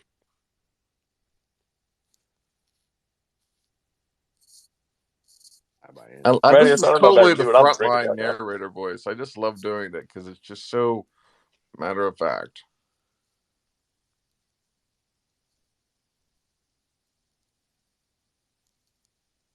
It reminds me of like a sports broadcaster for like a greyhound race or something that just feels like he doesn't want to be there. Not in a bad way, but like And they're off. There comes Jimmy. Come on down, Smith. And there she goes again. Old broken down Sammy. Sammy once again falling down the stairs where she always falls down. People going out onto the track. There we go. Now we're going to cut to our sponsor, where again Matthews will have some words for us as the supreme leader of this entire establishment.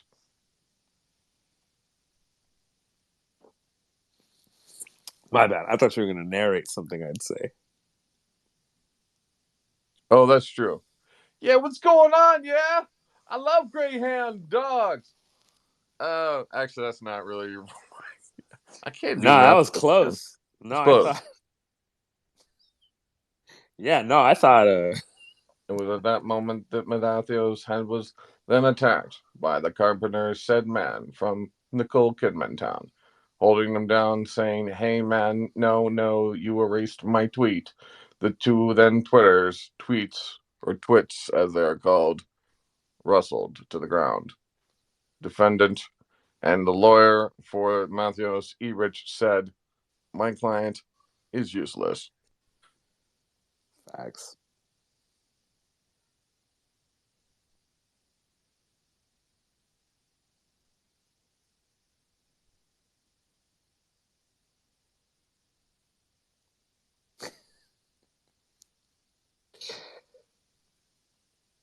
yes, Facts. I'm diving in on Stable Diffusion 2.1 a bit. I've been avoiding it for ages because I feel like I can't really do the sort of work that I usually do with it. But I've been messing with training and some embeddings and whatever, and it's like I don't like learning new things, contrary to popular belief. That's fucked up. No, in the sense that like What? if something works, right? Like if something gives me good results, why would I need something that gives me better results when like it's going to take Yeah. me? It's going to be like a step back So to if try and work it Marcia out, gives and you then blah blah great blah. results, you're not going to talk to Becky either? Like, you know what I mean? You're saying you're Yeah, not going to talk to Becky because Marcia's giving you great results. but it gets to the point where it's like, okay, this is good enough, right? Like you got to I settle at guess. some point, right? Depends on the Becky. But yeah. Yeah, shut up. Jeez Louise. What? Fuck's sake, man. But yeah, so it's like if it ain't broke, don't fix it. Especially when like the base version requires so much attention in order to sort of get any kind of decent result out of it. And I'm like, you know what? I'm already getting Did you decent results out say? of the previous version. I'm just gonna roll with that. But But did you I'm say biting broke the back? bullet. Don't fix it. That sounds good. If it Yeah. ain't broke, if it ain't broke, don't fix it. Like if it's not broken, don't fix it. That sort of thing, right?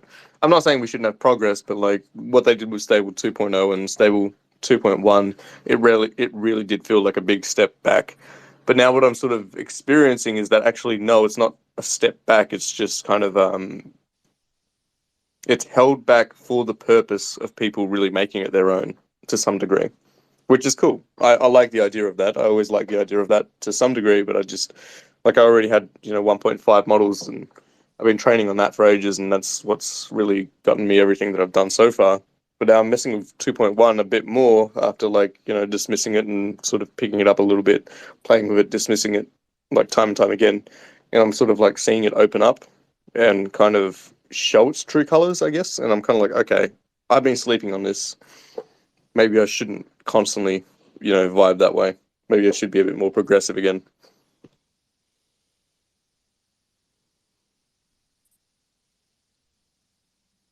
I feel you, man. I feel you. You know, you're kind of a perfectionist too, so I could see you taking it pretty hardcore in terms of like, I'm not saying that you're, constant perfectionist, but you kind of are. I feel like you're hard on yourself. You know what I mean? I think I'm hard on myself, but man, I don't want to see it like at your house because I feel like you're beating yourself up in the corner sometimes. So yeah, man, just have at it, have fun, and remember, I'm compromised right now, emotionally compromised, theoretically compromised. I'm just I'm at a stage where I'm rendering elevator scenes and trying to get the blood spider right.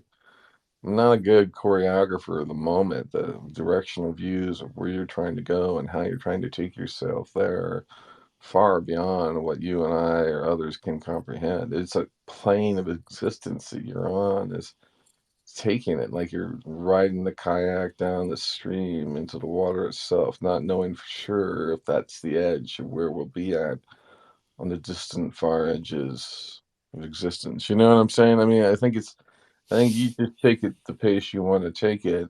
And I hear you on like the whole like if it's not broken, don't fix it. That's comfort, man. That's comfort, like all of life is just like right now it's comfortable, and you need to do something uncomfortable right now in this moment. Who's with me? Let's do the pinch right now. Let's go. Okay, grab the one nipple that you wouldn't pinch, right? Okay, I'll grab it.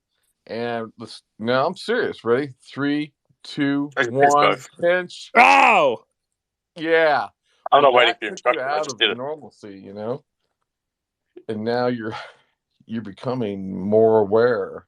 Like you just noticed that for some reason in your renders, the scene is changing, and now Nazis are appearing in your render.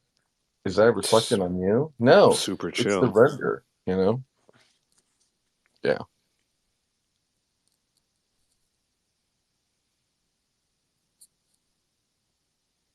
Yeah, no, I don't know. It's just kind of like I'm a bit. I always reach a point of I start to feel a bit bored of what I'm currently using, in the sense that, Totally, man. Totally. like in the same way that I feel like after a while of doing the same thing in life, I always start to feel a bit stagnant. So it's Yeah. like I got to break those boundaries, and one of those things I've been avoiding, and it's usually that's the way I break the boundary. I do the thing that I've been avoiding doing, which the time frame has reduced for me in terms of like the AI stuff a little bit, I guess, because it took me ages to go from disco to stable, and then like Right. sort of pick up with that. But whatever, it took me a far less amount of time to start training with stable as opposed to going from disco to stable. It took me less time to sort of go from training with stable to then adopting like the newer version. It's sort of like the increment of time gets less and less. But I like to explore what the possibilities are and really flex it before I get bored, and then like I'll avoid just constantly jumping onto the new thing, because I feel like I'm not really pushing it as far as I can before I get to that point of like, okay, I'm a bit bored of this now. Mm-hmm. But I think that's where I'm sort of at, where it's always like I try to push it as far as I can, um, within my own like conceptual capabilities and that kind of thing. Obviously, other people will push it as far as they can in their own directions or whatever, and some people will do stuff that's like, it's not like a race or a battle, but different people will do it in different ways, and like some will just constantly stay on the cutting edge, and fair enough, and they can make cool stuff doing that. But I feel like if I'm just constantly on the cutting edge, then I'm not really learning the tools. I'm not really getting my head around it enough to be able to, be like, well, you know what? Like, here's something that's potentially incredible. Not that everything I make is incredible, but something that's, like completely different, completely incredible, and really uses that tool in a way that's kind of like, well, shit, people would just make, like just say people were just making, photos with an AI generator, right? Whatever. And Mm-hmm. then, it's like, well, why are we just stuck using it as like a photo real thing when we can use that training and push it in like a really weird direction, and then, that kind of thing. Like, Yeah, it's going to man. look like shit when you try it, but maybe you stumble into something cool, and then maybe you lean into that. You know, it's That's just kind of sort of the. funny. I sort of I do that with trends sometimes. I'll ignore a new trend coming out like completely just to sort of starve myself from it so I don't know. I'll do that with new music sometimes, or I'll do that with a show. But a lot of times I just don't participate at all in the trend. Sometimes it's because I just can't handle it at the moment, and I'd rather work on the other things I have. But yeah, that's cool, man. The evolution of self. It's always changing, but it's like in a lot of ways it stays the same, right? That's just kind of the way it goes. Um, but yeah, I feel you on the trends. I hate jumping in on trends. I feel like whenever I do that, I'm not really being real. I'm just doing it for the sake of like, hey, these people think this thing is popular. The thing is, usually I tend to come around towards what is a trend, right? Like, if I avoid it for a while, usually it's a little bit too late, but I usually end up liking it as well, just purely because like my mind goes there, and then I'm like, actually, I want to explore this thing, and whatever. But it's never really. I think with AI art, and like when I saw DALL-E 2 in the first place, that was the first time where I was like, you know what, this shit is going to trend hard, and I want to get ahead of the curve, like properly ahead of the curve, right? And I sort of did, and that was cool. That was like a nice moment for me. But beyond that, like I've always been the opposite way inclined, where it's like, something will trend, and I'll be like a little bit not. I don't want to say behind the curve, but either behind or sort of like in the peak of it. And it's the same with like crypto and stuff. Like the bull market's happening. I'm not going to be buying before the bull market happens. It's always going to be like out of FOMO, like right at the peak. And then I'm like, oh, for fuck's sake, I should have bought in earlier. But then, find out how to justify. There's a common pattern there. And it's one of those like sort of like little self games that you can play. You can sort of try to get better at, I guess, and sort of get better at recognizing the patterns just by observing. And then, like, I hate this thing. Maybe I should actually jump in on it because I hate it, right? Or like, because I have this feeling towards it, because every single other time I've had this feeling towards it, I've ended up liking this thing later down the line. For example, that doesn't mean you're going to be right every single time, but like that's kind of like one of those little games I like to play with myself, if that makes sense. But it's just, yeah, I don't know. It's one of those things. Um, Yeah, Bringing it back to Stable Diffusion, 2.1 is actually pretty powerful, and I'm only just starting to realize how powerful it can be. It still gives me shit, and it's going to take me a while for it to get like really good results that I feel I'm like, yep, this is worth sharing. But just like I can see the potential there, and like I need to do some little like extra bits of training in some way or another, or like download other things that are already trained up. I don't like using other people's training though, because it's kind of I feel like when the tool is given to you for you to train it and for you to make it your own, using other people's steps kind of almost defeats the purpose. But then, it can be a shortcut to speed you up as well. So it's kind of like that little catch-22 of like, okay, maybe I use this person's piece of training or whatever, and then just sort of like, skip that process because I don't necessarily care about that thing, right?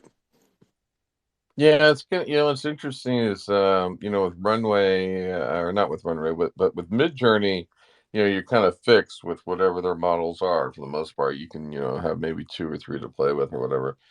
Runway ML, I can go in and make a model set. I can make my own sort of model or whatnot. And that's kind of cool. And then Scenario GG is another one that sort of can let you make your own model, but it's really geared, it's really specific. And sometimes I don't know, I need to think about what goes into making a model. You know what I mean? Like, what are we trying to do when we're making a model? We're trying to get 100 images of what? A particular look or a focused element? Or are we trying to get a shot that has the most of understanding? Like, what does it look for when you're trying to make a model? I think that's my question for you. So when you make a model, what are you trying to give it? Are you trying to give it, the zoomed in, style, or is it more broad context that you're trying to give it? I usually focus on style or aesthetic, specifically aesthetic, right? Yeah. Um, And that's kind of why I don't like the idea of using other people's trained models, because whenever I train a model or I train up, like recently I've been messing with the textual inversion stuff, because that seems to work really well with stable 2.1, as well as actually like, I've messed with a few like inversions and whatever in uh, That's 1.5, but It's on top of like the Dream Booth. Dream Booth is pretty powerful, and it can like really change the nature of the model, and it can make some really awesome stuff where like your model is going to react completely differently to someone else's model, whereas the textual inversions are kind of like these embeddings that you can use to sort of bring that style about. So like a combination of the two is nice, I find, because then you sort of have like something that you've trained up like on the model front. You're not necessarily going to even end up using it for what you tried to train it up for originally, but then you've also got the embeddings, which kind of just sort of really help steer the model. So, one's like, okay, the nature of the model, and one's kind of like the way the model is steered, if that makes sense. It's like, so if the model itself is the car, then, like textual inversion is the way, yeah, like the steering system, like how far can it turn in this direction or that direction or whatever. People train up textual inversions like like it's nothing, and for good reason. A lot of people are messing with like negative inversions, so they'll train up stuff that looks absolute shit, completely against what they want, and then they'll use that as a negative embedding, which is a pretty cool concept, right? Yeah, I So it like gets that. complicated like that. But it's just, I don't know, like that to me is the way you sort of really start to dig in and make it personal. So that's why I don't like using other people's, because it's kind of like, as much as it can speed the process up, it's like, well, I don't know, it's like every time you do it yourself and kind of push it in your own direction, you're sort of uh, almost like defining a little bit more uniqueness within like the tools that you're using, which is awesome. Like that to Yeah, me is the beauty of it.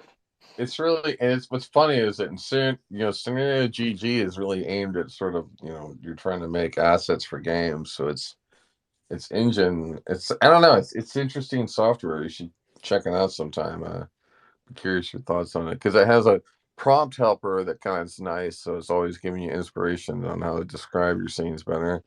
And then, but it's funny when I try to do an art style in it, man, it's uh it's abusive. It doesn't. I just feel like the engine is oriented in a certain way.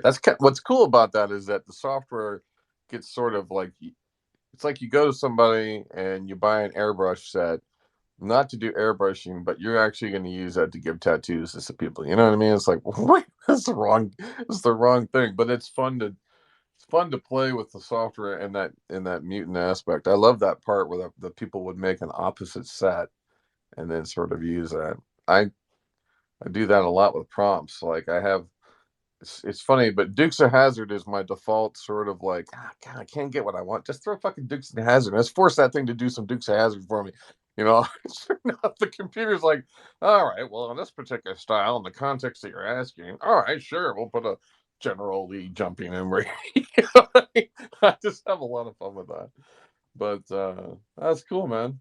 Yeah, what I'm doing now with this zombie. So basically, I probably have, effectively in my mind, like 45 minutes of anime, right? I have 45 minutes of runtime, essentially, maybe an hour's worth of, chaos and stuff. And I can go and sort of narrate an animatic, which would be pretty cool, just so I could walk through the pace. Okay, here's what's happening in the shots and get ready for, if I ever, do produce it. But I can save this set of aesthetically crazy looking zombie apocalypse, show, and then go into Runway ML and make a model that is basically a zombie show, right? And then what's cool about that is I can go there and I can just say, I can change up the text prompts and my scenes will look, I can almost basically create an infinite horror movie generator, right?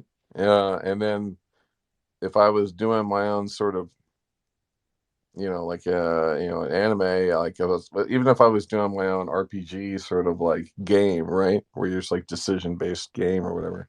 I don't know. I just like that. I love the creativity of that, the power of it. You know, it's just that's a drug, and it's so funny when the software comes up to me and says, "Hey, man, you want to spend $20 and keep this going fast?" I mean, yeah, fuck yes, I do. I mean, it's like, what I mean. It's just like when the iPhone came out and apps were like 99 cents, and people were like, "Oh my god, that's just too expensive." Like 99 cents, it's like oxygen. Buy, you know what I mean? It's just, it's, and that's what the software has become now for me. Is in a lot of ways when I get on a creative streak, It's fun. And then I share it with my friends here in town, and they tell me, hey, you need more scenes of X. So they help fill out the scenes for me. They're like, that's cool, but we need more scenes of people getting ripped apart by electromagnetic waves. And I'm like, all right, cool. I work on that scene now, you know? And then somebody's like, we need the scene where zombies are attacking you and you got to try to close the elevator. So then I spend, 20 minutes working on 4 different perspectives to kind of capture that view from a director's sort of perspective. Eventually, I'll be able to save that information into the AI and say, here are common perspectives that I like, right? I like the bottom quarter view perspective shot. I like the long alley shot. I like zombies coming into the camera shot. So it's just our creativity is just going to get more and more unleashed, and it'll be exciting. It was funny. Yesterday, I was on this futurist panel, the people talking about Chat GTP, and there was a lot of paranoia in the room, man. There was a lot of like, what would this technology do in the hands of people who aren't as civil as us? And I was like, they'll fuck around, do all kinds of shit, mutate it, and it'll be great. You know. Anyways.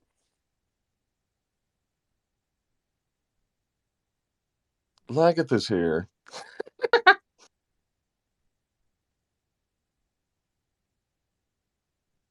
You can't help yourself, can you? I haven't done her voice in a while. I haven't heard it in a while. I know she's. I don't know if she's like still hanging out with us. She was like really popular on TikTok for a while or something.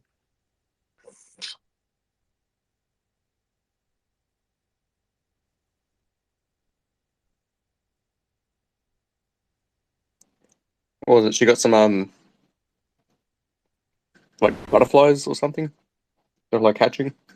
Yeah, she was catching What do these they call them? insects having sex online, and so she filmed Cicadas. it, and then she got a bunch of viewers, and then somebody was like, "You have the most amazing Viking woman voice," and like everything from there just took off for her, and she's getting offers left and right, and you know, it's a great time to be a Lagatha. Oh, come on.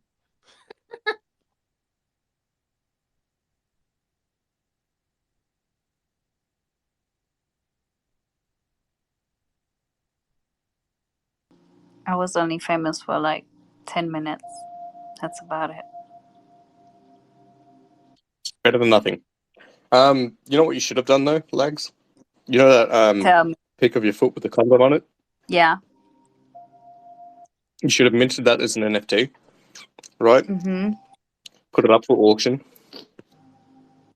I guarantee you probably could have made a few grand off that just on auction. I mean, I made like $7 in TikTok money, right? So. Wait, you made money off TikTok? Yeah. People send you gifts. What the fuck? And then those gifts equate to some money.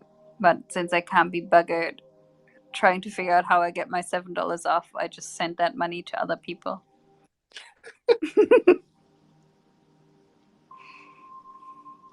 That's still pretty cool. Yeah, right? I don't know why people would send me money, but hey, I will not stop them either.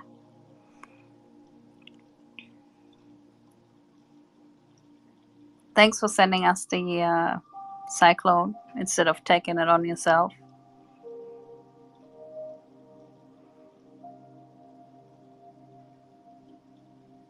That shit looks pretty intense.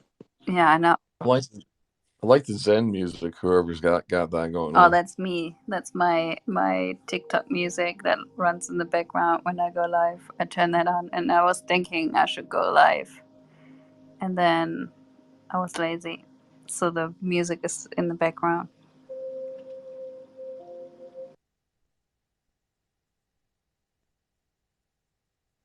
TikTok live with Lagatha. Wow, what a show would that be?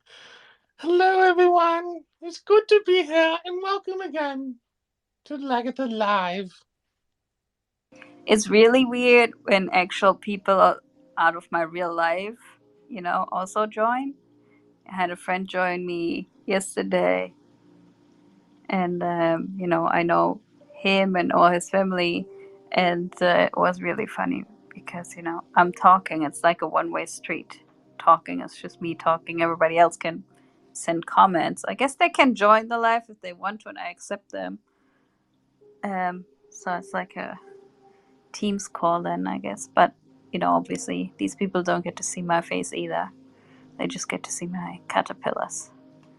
But yeah, it's funny when then you meet people that are not absolute total strangers. It's not like I feel like you guys I kind of know, but these people I don't know.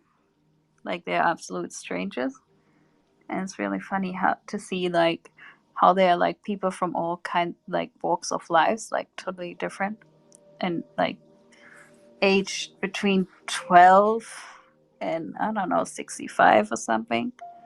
So it's really really interesting. But yeah, I'm not Nice. motivated to do that. I'm thinking maybe I should get my work laptop so I can still be on Twitter while I'm on TikTok. Because, there's not always 10,000 people. It's usually just a few, like a handful of people. And then usually I shut up because they just enjoy watching the caterpillars eating and listening to the music instead of me talking over.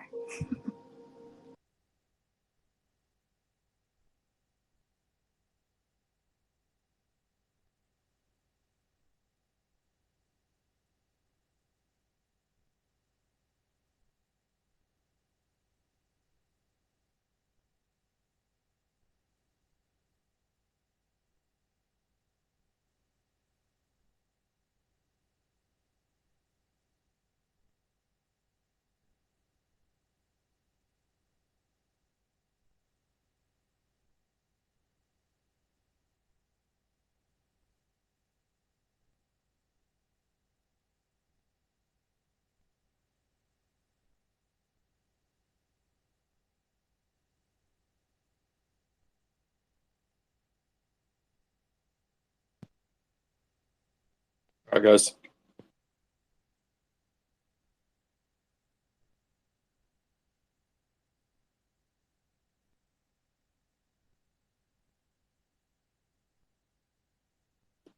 Marios, why are you being so loud?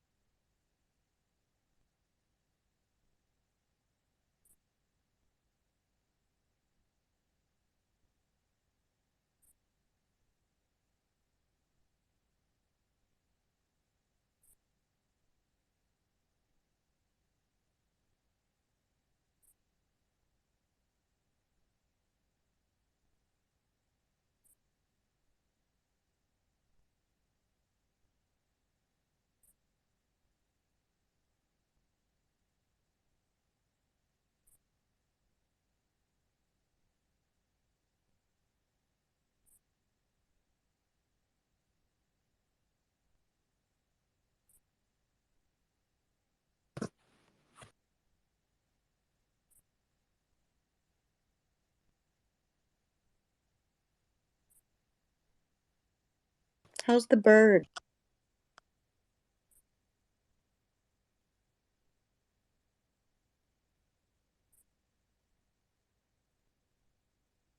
It's okay. It's safe.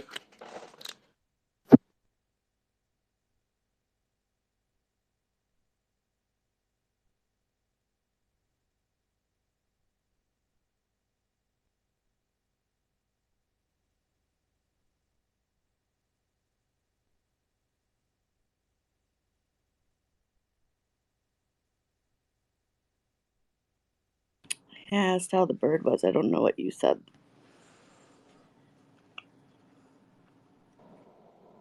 So it's okay. He's safe. Here.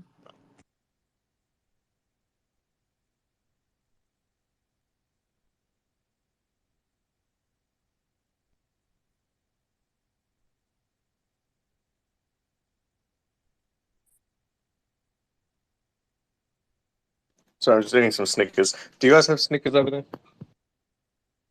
Sneakers like tennis shoes?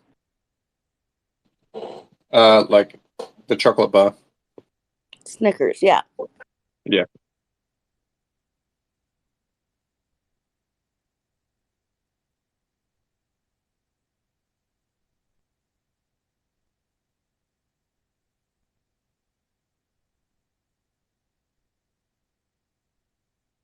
Just had some spicy food, so now I'm just having some Snickers as like a little, not dessert, I guess, maybe a dessert, but try to calm it down a bit.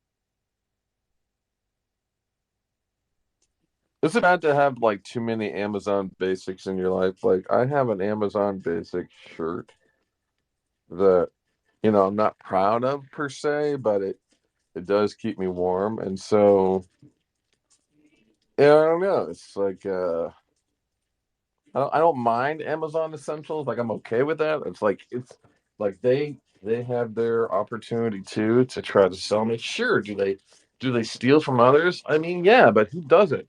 Who doesn't steal from others? You know what I mean? We're in a world where that's really oh, What the hell is Amazon Basics? I don't know. Kind of rambling again. I got to change the color of this light in this room. I got this crazy lamp in here, and I need a different color than the green that's on there. It's blue and purples, red. Red's not bad. Let's go with red. Red.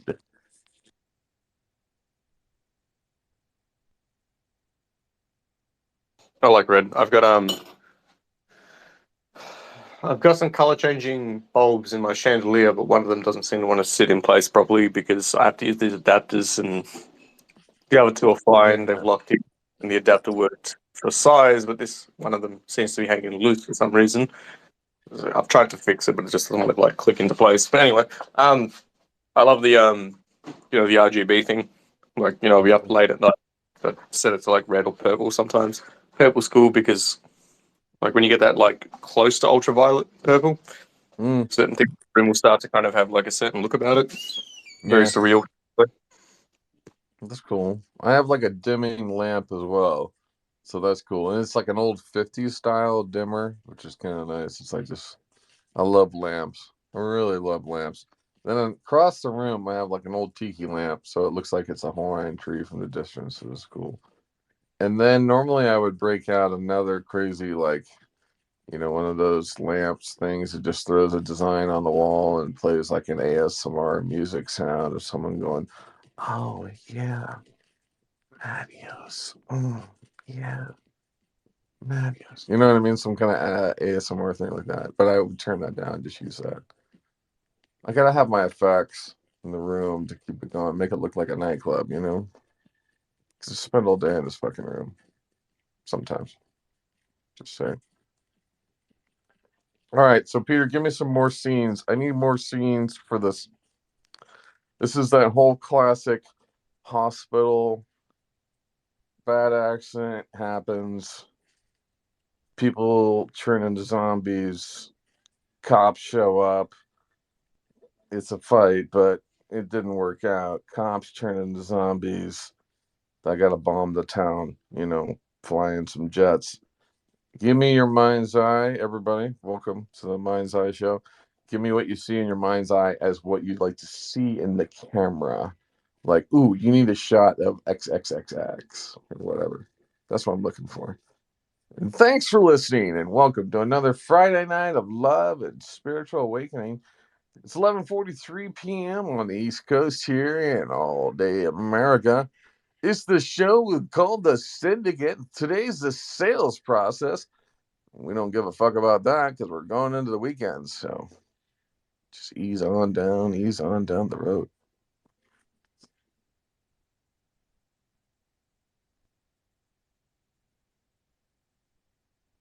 Scenes. The musical fruit. The more you see, the more you hoot. I don't know, man. I've got no idea. Like, I'm not really a zombie fan in general. That's not my, like, what's the word for it? So you want to be the surprise taxi driver who just realized the whole scene is going chaotic? That's a good idea. Maybe you could do that. So yeah, but that's the thing. It's like the whole aesthetic and genre of zombies and that kind of thing. Like, it's never really appealed to me as much as other people. I've always kind of been a bit more like, yeah, whatever. Like, so I can't really speak on it because it's kind of like, what would I like to see in a zombie movie? I don't know. I Well, don't I like. mean, it's less specific to zombies. I mean, it's you could be. It's just it's a medical movie. So like I have give you ideas like I have one thread that's Okay. just nothing but elevator scenes, right? So it's always a shot of the elevator. Maybe there's a shot of elevators that are just closed and they're fine, and then there's ones where there's blood splatter, right? So you have two contrasting shots that you can sort of play with in terms of the animatic that you would create.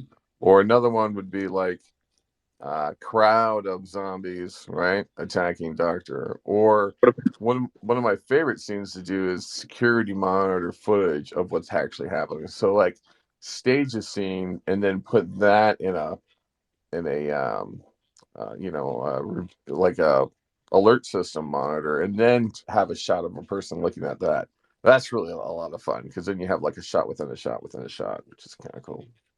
What about a zombie rave, like a warehouse full of zombies and they're all partying to some kind of like dance music, whatever? There's like a I zombie like DJ. it. Yeah. The next door rave. Perfect. But it's actually just zombies eating people's heads, that kind of thing. I don't know. Like, see, this is what I mean. It's Well, like, see, now you're taking a scene from Blade here. This is a classic opening scene in Blade. Again, Matthews knows this very well. Is the white guy goes into the club with, bewilderment there, and he then realizes on the dance floor when they turn on the sprinklers, it's not water, it's blood. And it's like coming down on him. He's like, ew, what's going on? And then everyone around him's like, hey, Jerry. And then they all turn into zombies or like, vampires, and then Lagathus and a bunch. And she's like just as pompous as we know her now, hello, get out the way, move, step aside. You know what I mean? And then it's the same.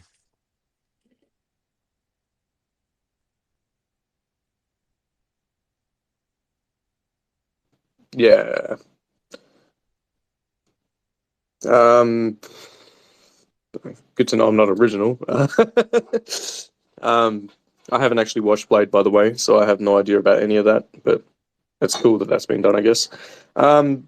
Fuck. Let me think.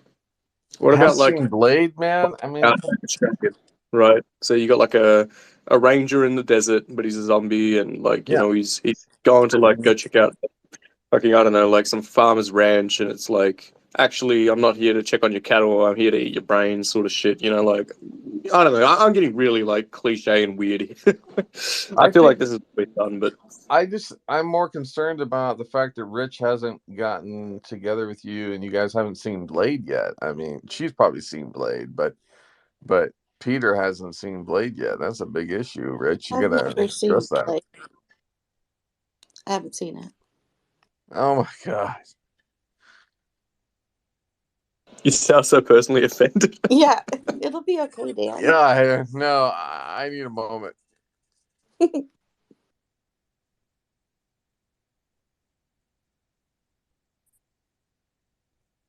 What about zombie kangaroos? You know, I saw a video the other day of a kangaroo like flexing its muscles, and I gotta say, not for me. You know what I mean? You can take that rat, put it in the ground. You know what I mean? I don't want those rats around me. They're not rats. They're fucking mini Schwarzeneggers. They will beat you up. They literally box each other, and with kicks, like they'll balance on their tail and kick each other. What about drop bears? We don't talk about them. But we can use them in the scenario. In which scenario? We'll dance. Life ending, whatever weird scenario. Wait, what are we talking about? What was your addition, Lagatha? I didn't hear it. Drop bears. Drop bears? Mm. Yeah, the birds that drop out of trees and attack you. Mm. Get those Australian fuckers. Huh. Let me think about that. I'm not They are sure I vicious. comprehend. They are vicious koalas. Oh, the koala bears. No, Okay. but they are like the man-eating kind. Just like bears? No. Yeah, they drop out of. I know, I'm sorry. It's so hard to work with me sometimes. It's not good. All right, hold on. I gotta delete some stuff here. What about like you've seen movies like fuck, I don't know, The Fourth Kind, or Yeah. like Encounters of the Third Kind, and like what Mhm. about like that kind of like inside a house? I know you're already looking at like the security camera footage, but like that kind Mhm. of thing with like there's a family inside a house and they're sleeping, and outside there's all these zombies, I guess, because you're doing the zombie aesthetic, and like Mhm. going that way, and then like if you cut to a picture of like say a police report after the fact, and it's got like your whole like white outlines of the bodies and that kind of thing, in the bedroom, and they're like, what the fuck happened, blah blah blah. Then like I don't know. It's I'm hard to with say you. because I'm doing like an image collection or a comic, or you're doing like a scripted kind of story, and I don't I know. mean, I'm making the story up in my head as I go, and then I got all kinds of shots. I have close-ups of doctors realizing the incredible fate of things going wrong. You have the elevator shot. You have the classic shot of the axe in the door. You have the shot of the sniper looking down the sniper rifle as he's to take somebody out. We have the shot of the person disintegrating into an electronic wave of excitement in front of somebody else saying, no, no, no. We have the room full of zombies churning and liquefying. That's really cool. We have a really cool scene. We have lots of cool, like, really moody silhouette scenes of just like hospital beds or like EKGs running or like a stark room with like no patients, but it's like dimly lit and that kind of stuff. And then we have shots of police officers realizing, like arriving. So you have, cop cars outside, then you have cop cars kind of going in the building, or cops going in the building. And then now they're facing off with zombies. So they're getting turned or they're getting shot. I added a shot of what I'm calling Compound D. And Compound D is a yellow substance that the site was a hospital, but it was also a research facility. So they just happened to be testing unorthodox clinical trials with substance D.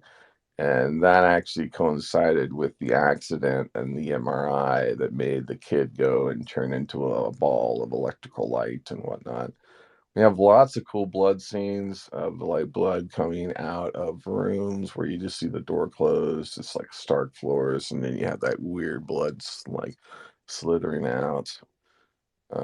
I'd like the rave scene, so I'm going to put the rave scene in. I'm going to work on the rave scene next. That's your addition, so you don't have to give me any more right now. I'm pretty good, but you can kind of get a sense in your head of like, damn, you got a lot of like cool, I am kind of composing as much as I can, sort of end to end, and then I'm trying to build scenes that I can use for narration. So I'll then I kind of need to write some lines of dialogue, and then I need to get everyone's voice and like try people out, because I already know there's a couple characters that are like, good, like, female doctor kind of people, and then you know different people's voice, and then but I need some kids voices too. That's the other thing. We got to find some young voices. Maybe we can synthesize that. I don't know, but yeah, that's the gist.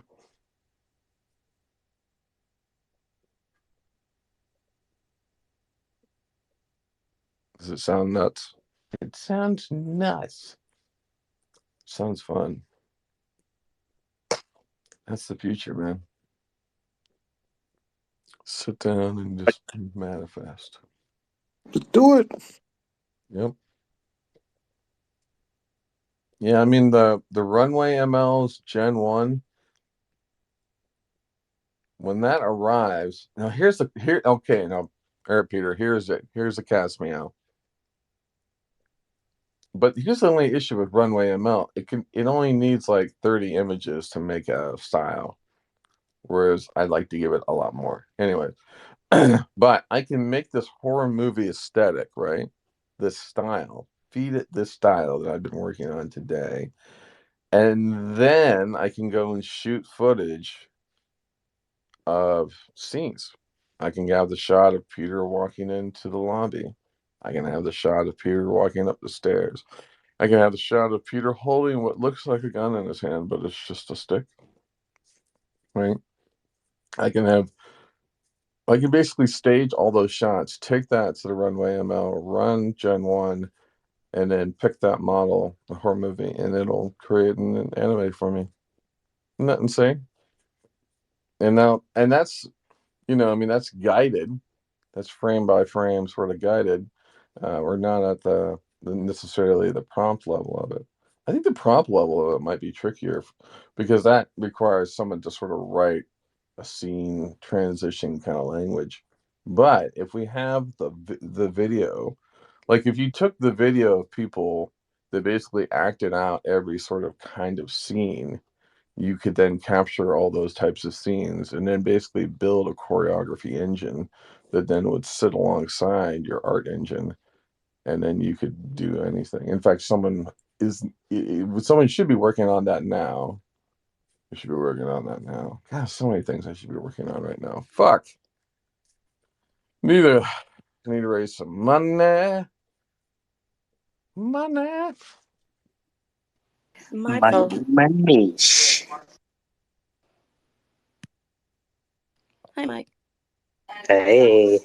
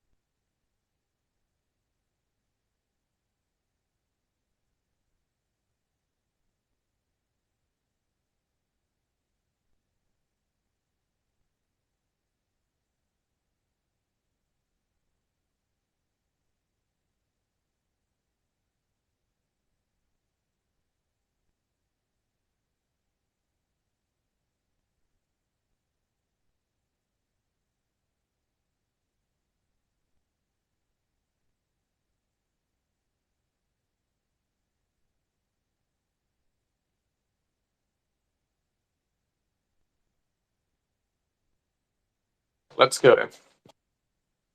I saw a new thing recently. I think I shared it on my profile. It's a automatic 1111 extension that uses something called Pix to Pix, which I'm not really familiar with. I haven't toyed with this yet. But the animations people are getting out of it look very, like, Yeah. coherent and stable, and I'm pretty sure it's still using the same kind of thing as, like, the It image is. to image. Yeah. But I think I saw the same clip you're talking about. It looks pretty promising. You know what's interesting too is that the emergence of new stuff for AI seems to all happen at the same time by other folks. You know what I mean? It's like everyone's working off the same freaking white paper or whatever. And so realizations kind of like happen across multiple groups, all working on, stable diffusion this and improvement that. Because, right when Runway is coming out with its thing finally, Pix to Pix kind of comes out at the same time. It's just too uncanny. I don't know. well, it's probably got something to do with the fact that a lot of the people in the AI arts, or like not even the art, but the AI space coordinate with each other. Yeah. They share each other's research, and they, like someone will put a paper out, and then obviously people are going to be working on those papers at the same time, and trying to like realize that in a better way or whatever, blah blah blah. Yeah. But they'll share it amongst each other. They're like, they might work for different companies, but the actual people working and doing the stuff with the, like all the programming and everything on the back end, they're really like a close knit community of individuals that kind of all end up, Yeah. It's cool. sharing the knowledge. Yeah, I like that. The other side of it could possibly be strategic marketing as well, where like they might have a coordinated marketing effort to sort of push these things forward on the like the company side of things. So the combination of the two, it gets to that point where it's like, it looks coincidental because it kind of is, but it's not. Like it could be strategically timed, but the fact that it's all happening across the board isn't coincidental in the sense that it's like planned that way, but more so just that's because everyone's doing the same thing within the space. Yep. At least All that's right. been sort of I've noticed anyway. Yeah. So we have warehouse rave scene, dancers and cages, wide shot dance floor. Oh no, we don't need frantic scene. We're gonna take that out. We're gonna say close up neon core rave scene out of a Kira world. Stop it at 85 and 16 by 9, of course. Let's get working on this rave.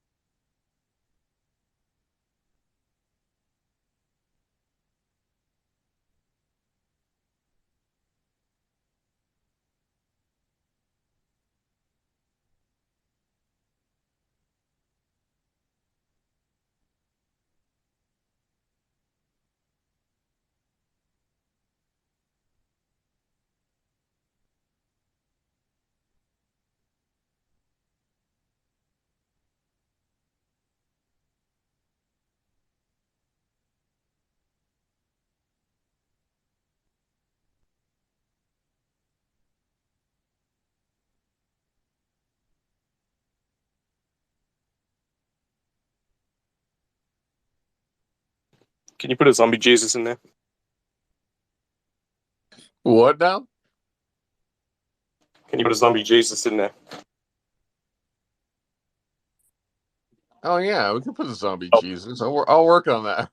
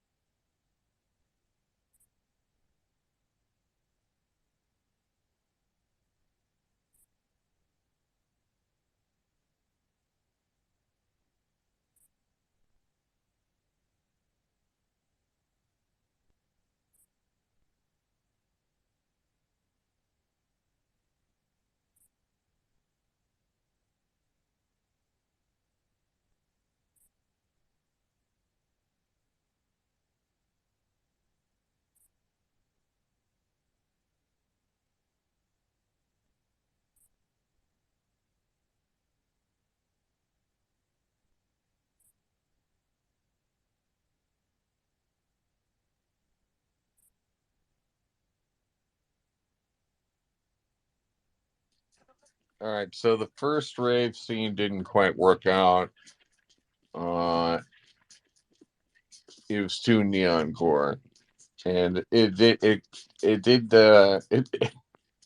rendered a scene with animals in cages first. So it didn't quite get the dancer aspect. So we're revising that.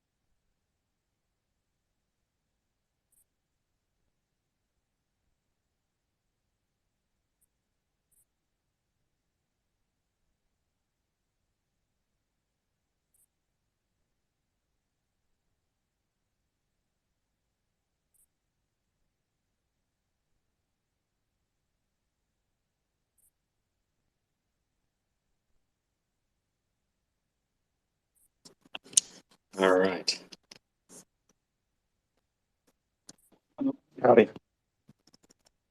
What are you up to? I'm watching a video on YouTube about why keeping chickens is a quote unquote bad idea. Basically, breaking down the bullshit that is some of the arguments and articles that have been coming about lately during this like egg crisis or whatever that's apparently going on around the world. I haven't really seen it so much over here, but it's like, you know, people are saying that there's like an egg shortage and shit, whatever. And there's been articles telling people like keeping your own chickens is a bad idea for some reason or another. So I was just watching this video on that.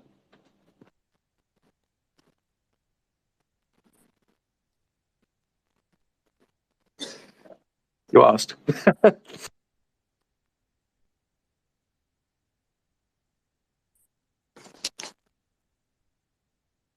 Have you ever kept chickens, Michael? I've managed a set of contractors. Is there a difference?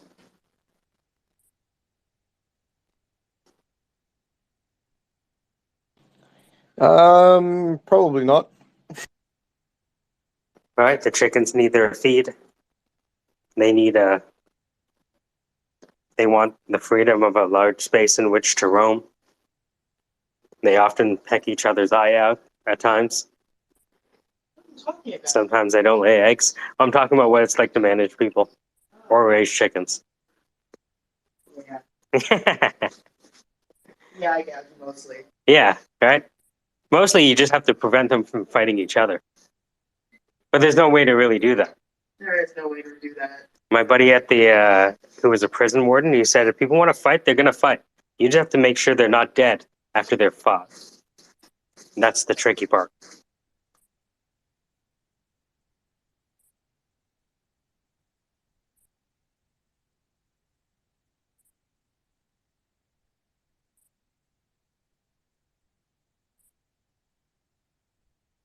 That's a good perspective. Just make sure they're not dead when they finish fighting each other. Yeah, try to keep them alive. But, you know,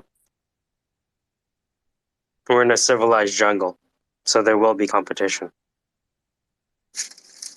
And it's not about the work.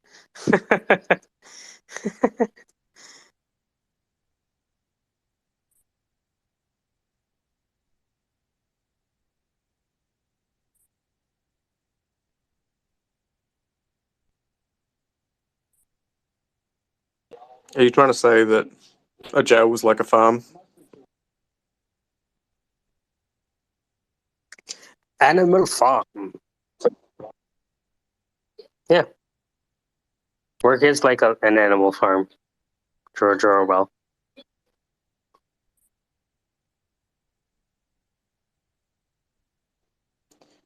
Yeah, but what about prisons specifically? Do you think a prison is basically a farm? I mean, it depends on if they have labor as a part of their prison sentence. Do you think prisons should have giant glass windows for people to go and watch the inmates interact? I mean, I imagine having windows might be expensive if people are breaking the windows. But I think, you know, you could turn the prison into a TV show as long as the families got paid the income or something like that. I I mean, think that's been done. I think not being seen is psychological torture. So they should have the ability to have a window, but it also is just going to make them flash people. So they can have You a don't think there's a window, market for that? but no one ever looks at them other than animals. So, you know, I mean, people animals now. I mean, we are. But like, Hold on. Did this become a zoo? yeah. that's what I was getting at. Like, I used the word farm. I shouldn't have used the word farm. I should use the word zoo. Do you? Yeah, because over here, prisons in Australia anyway, like most of the prisoners will end up doing work for dirt cheap, you know, like, you know, cents an hour kind of stuff, right? mainly so they can buy cigarettes or whatever it is from like the canteens and things like that.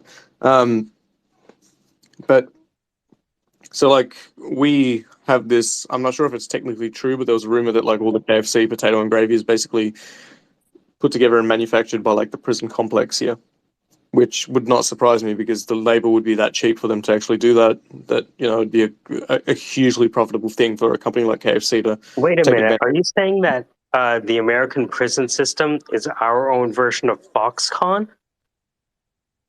of. What? Foxconn, the place that in China that they make the iPhones and the people jump off the building because they don't want to work there anymore? Yes. Interesting. But do they have the skills to do those sort of things? Is the other question. Like, do they train the prisoners up to have those kind of technical skills? I mean, like, it gets complicated, but I still think it's an exploitation of labor on some sense. I know that prisoners Yeah, are I mean, basically right, like they're convicted guilty of genuine crime that was, like fucked up. Then it's I not get right to really, I get yeah, that actually working might be better than actually doing nothing instead. So I can see that argument. I could also see the argument for paying their families the wages that they would otherwise receive. They're yeah. See, still that's working, and in right? that sense, I'd say that would be fair, right? Like, give them the opportunity to work, give them the opportunity to skill up, and Yeah, if a guy has a kid, let him work they to pay, if the guy has a child, right?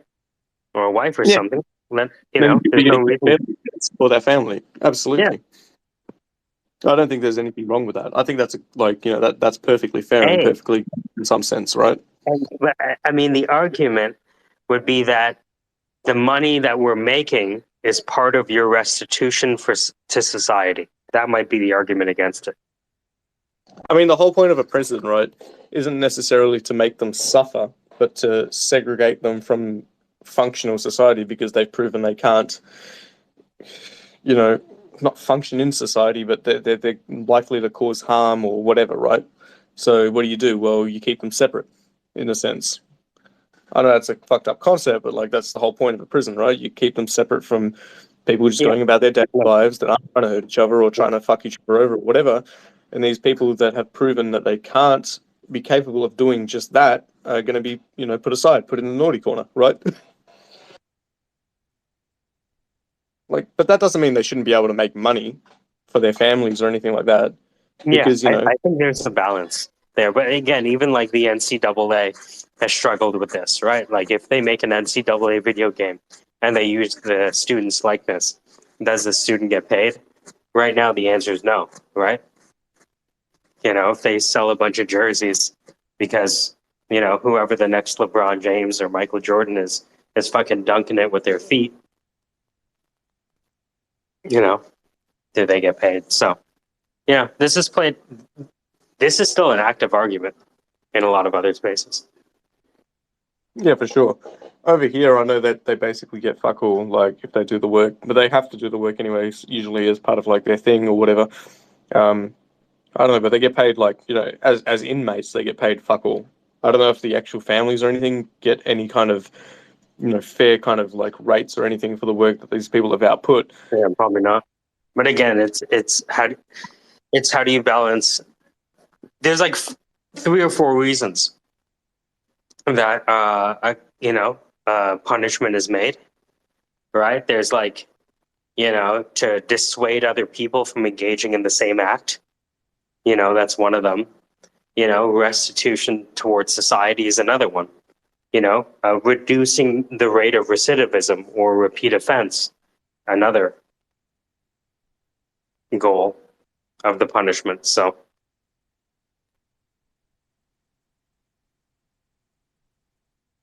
and again, the fly in the ointment in this conversation is that in a lot of countries, it's a public service. In other countries, it's a private service. In other countries, it's a quasi-public private arrangement. And so, markets will be satisfied, and often in ruthless ways. Absolutely. One of the most cringe things that I see over here, just Facebook comments. Whenever someone's done a crime that they haven't even been, proven to be guilty of yet, right? Like by a court of law or whatever. People are already using the statement, lock them up and throw away the key. And every single time I read or hear that statement, all I can think of is how small a person's brain is. I don't know why, but it just makes me cringe deep down to my core whenever I hear that line. Because I'm just thinking, like, these people are so fast to judge to begin with. They might be right, but they're just so fast to judge to begin with. But then they just repeat this same old tired line, like time and time again. Like it's a traditional kind of meme of, phrasing that just feels so antiquated. And I don't know, it's like, where are you going to throw the key? Like, if you're going to throw the key away, someone's going to pick it up, whatever. Dumb shit like that. It's just, the statement sounds so cringe to me. It's almost like Bitcoiners. I am very, at the moment, like on a big Bitcoiner the cringe. I'm sorry. But I don't know. It's just like, I get that same kind of vibe about it. It's like, there's a few other lines like that, but always just, I get this like weird feeling about anyone that uses that line, like, and genuinely kind of like applies it, especially before a court case has even happened. I know we've talked about the court stuff before. I know I've fallen into your trap before about, whatever, blah, blah, blah, but like, it's a language thing.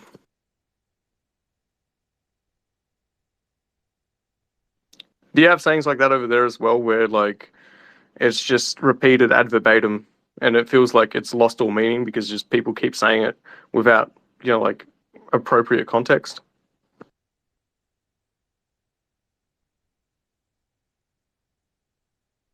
Sorry, say that one more time. You have the same sort of thing over there with certain sayings where it's just like people have said it over and over again in like an inappropriate context where, it shows their like, I guess, like haphazard nature. Well, I guess, at the same time, like people's opinions aren't their own, right? We copy and paste the opinions from the people we trust and like and look up to and aspire towards. So in a lot of ways, we're giving sometimes the opinion of our favorite celebrity. We don't even realize it. Yeah, for sure. I mean, that's very much the way society kind of like appropriates memes, right? That's what a meme kind of is, beyond just being like an image thing that's funny. It's these kind of, ideas or concepts or whatever.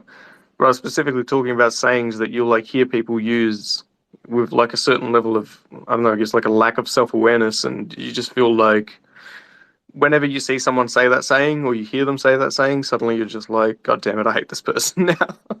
Like it makes you just feel rotten to the core for even having heard it.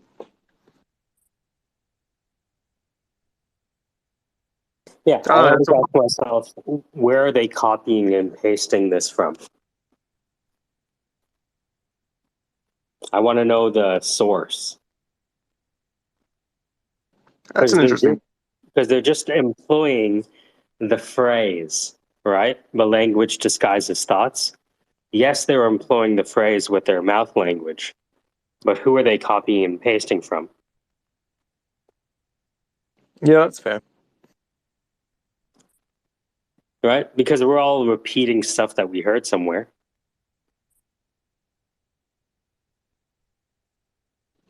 Are you saying we're all parrots? Yeah, that's what Peter Thiel's fucking mentor, Rene Girard, said. He said that you can reduce all of this stuff into people copying and pasting. Ourselves are socially constructed, they would say. Interesting. I'm not going to go down the path of what I'm thinking right now because it's a very troll nature and it would be more appropriate if there was a certain crowd in the space. But between us, like... That's funny.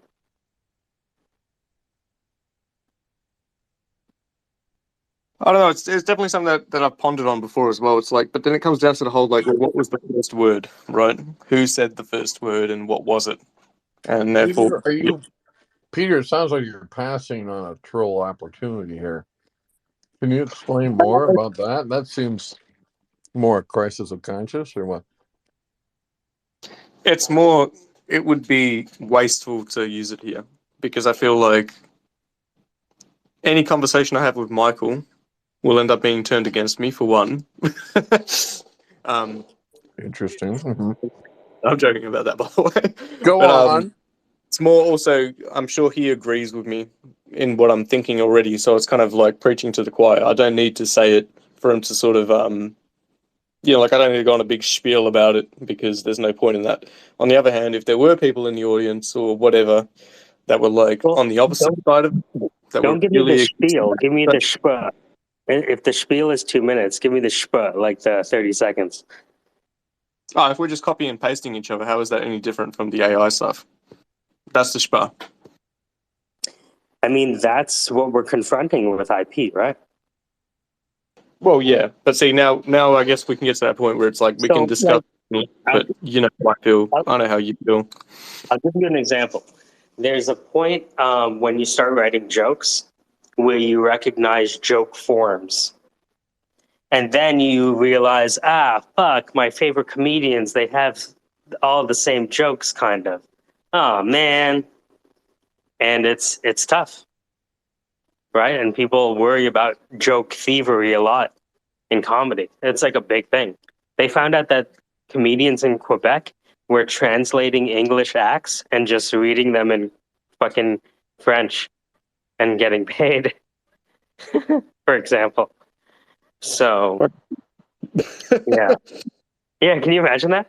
They just like would copy and paste fucking Chris Rock's whole act into French and just do that. Yeah.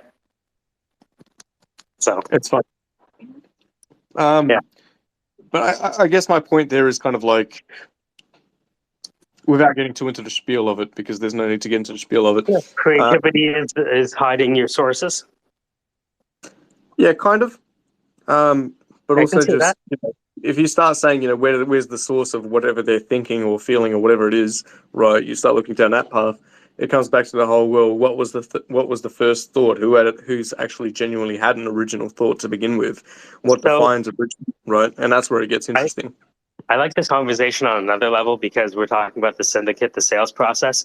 And so, you know how I asked you to, instead of the spiel, give me the shpa, right? Like, that's what I'm starting to do now in these pitches is, look, I'm just going to give you the whole thing in fucking 30 seconds. And if that's all you want, we can just end it and we can go to lunch. How about that? All right, sounds good. This is what it is. You want to end the call now? No? Okay. I'll keep talking. I mean, that's probably the best way to go because if you can't deliver the idea within the first 30 seconds, is it worth going on for an hour? Yeah. You know what the worst feeling is? Talking when you don't think other people are interested. That's the worst because that's bombing on stage. When you're talking and nobody's interested, that's called bombing on stage. And I never want to fucking bomb. So I'm always checking to make sure, hey, you want to kick me off stage? Yeah. Look, I understand. I bombed this one. I feel that way anytime I get on a little rant, even in Twitter spaces, or then I just don't have a response to something I've said. And my usual kind of thing is, okay, I'm going to shut up now because I've probably overspoken. I might have made my point by the end of it, but I probably could have said it in about 30 seconds, right? And then What you're if people. experiencing is the agony of being a stand-up. Because when you bomb on stage, you have all of this time on the train to go home and be like, fuck, I should have said that. And then I could have said this. And then that's what it's like golf. Because all of those things you think on the way home is what brings you up to the golf course the next time. Yeah, I Because mean, you it's have good, that right? pace. Yeah. You can't succeed without having failures that teach you. I mean, you can get lucky, but you can't really succeed. You can't sort of define what that is in yourself and whatever, blah, blah, blah. You know how it is. But it's the same with like just speaking in spaces and talking to people, right? You sort of get that notion of like, if I say something and then I'm sitting there, speaking about something for a while, I haven't necessarily made my point, maybe I've gone on a tangent, then maybe you do get to your point at the end of it. You unmute, sorry, you mute your mic, and all you get is silence, and you're just kind of like, okay, I've killed But this room. the thing is, the dance is being able to deliver in short bursts. Does that make sense? Like, there's a few people who people want to hear monologues from. on Twitter Spaces as a whole. Dan is one of them, right? Dan is one of them, but he's not speaking, he's performing. All right, there's a difference. If you're speaking in a conversation, people will naturally feel jealousy if they don't get a chance to interject. It's a fine balance, but I still think it comes down to that concept a bit of like, you deliver the main meat or the main concept or the main idea within the first 30 seconds. You don't want to be leaving people feeling like they're just following this chain of words and listening for the sake of listening just to figure out what the fuck's going on, right? If you give them that information at the start, then, they can stop listening, but they can still have something to say about it. And they will still respond if they haven't listened to your whole monologue. There was a guy from Google that said in a room of 1,000 people, if you have an app, only one out of those 1,000 people ends up representing 99% of your revenue. Only one out of the 1,000 if you look at the numbers that they have. So imagine how much focus you need to capture that one person's attention if they're so niche down. And again, I just fundamentally don't want to be talking if they're not on base. So I'm trying to really establish, look, up front, this is how I look and frame this situation. If I'm wrong, then I'm going to be completely off base, and let's just stop now. But how do you just ask what they want and then say, you're in luck, this is that?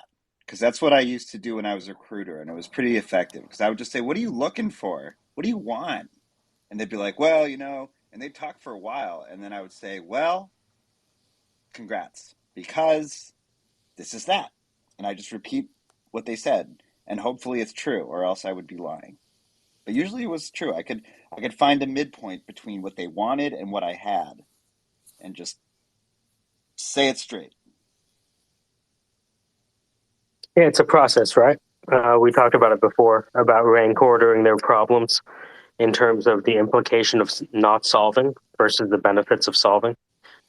So when I was a recruiter, I found out that people would sacrifice pay for a better location closer to their home. Shit like that. So I could get better candidates for cheaper because the location would be better. And so that's how I was able to get really good candidates at a discount.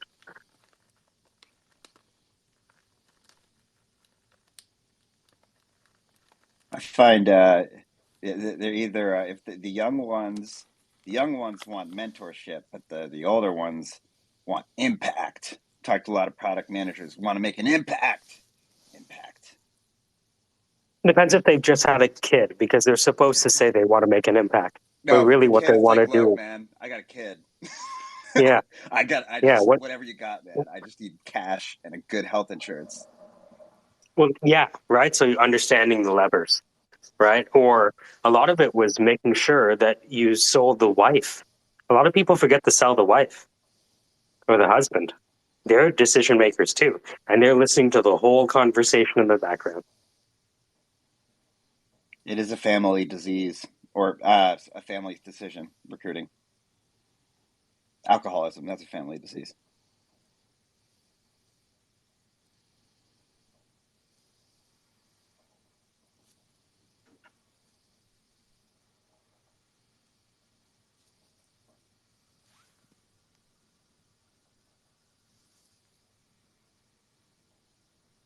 Yeah, so I wrote the first, we're looking at teaching people how to interview.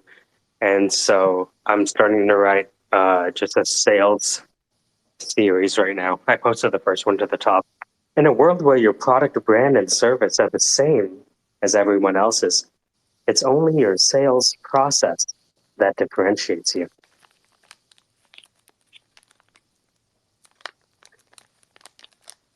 So you're saying I need to process my sales in a different way. I need to think about it. I need to write it down and manifest. Not if you're already effective at sales. You're already effective at sales, so you don't need to know any of this. What am I supposed to do? Right? I'm preaching to the choir. Sales. Oh, sales. So what have you been up to? How the interviews going? Actually, it looks like VR workout's going to work out. We're starting to Nice. get some cash injections, and I'm going to Congrats, man. IVRA.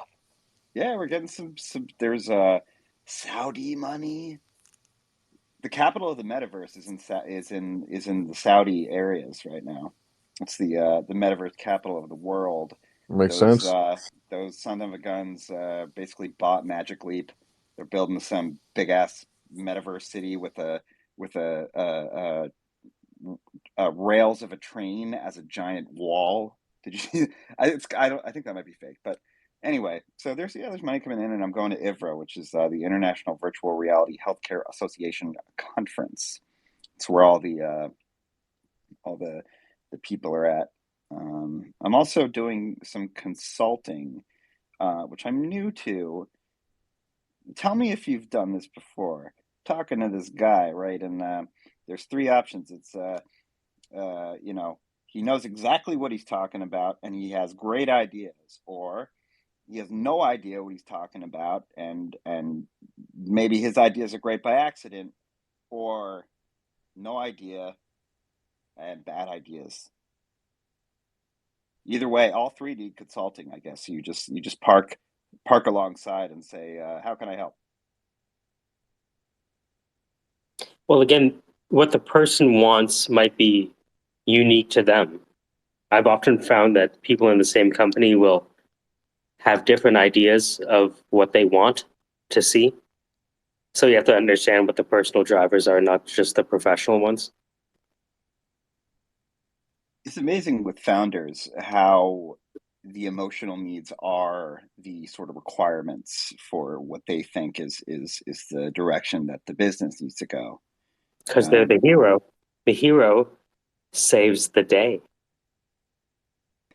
Yeah, and like in They operations, have the elixir, right? It's almost like the hero's journey for a startup founder starts with the elixir that they have. Huh, so I never thought they about that. think so it's they finished one hero's journey. They've crossed back into the ordinary world with an elixir. Because, well, technically, if they have the elixir back in the ordinary world, it means they're able to operate in the ordinary and extraordinary. So, in their mind, they're probably trying to bring their team into the extraordinary world that they already have total facility in there. They're great. They got the elixir, went through the ordeal. Elixir, here's some in a glass for you, for you. All you need to do is give me a bunch of money, and I'm going to show you guys my elixir. I'm going to help you guys operate in both worlds too. And that's going to be great. So, yeah, this is the deck, problem slide, solution slide, and yeah, test allies, enemies. Let's do it.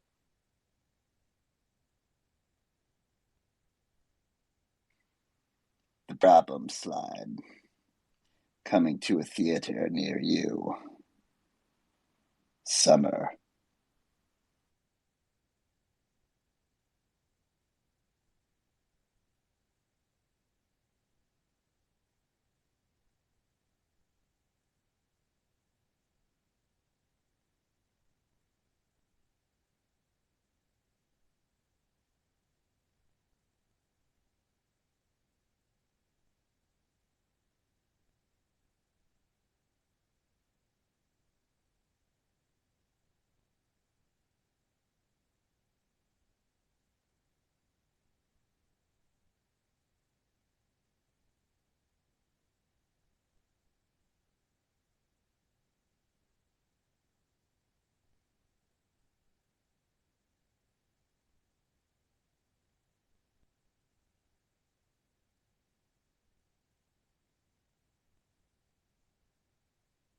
Well, I'm going to go back to the boudoir and attempt to cozy in for a night's sleep, although it may not last.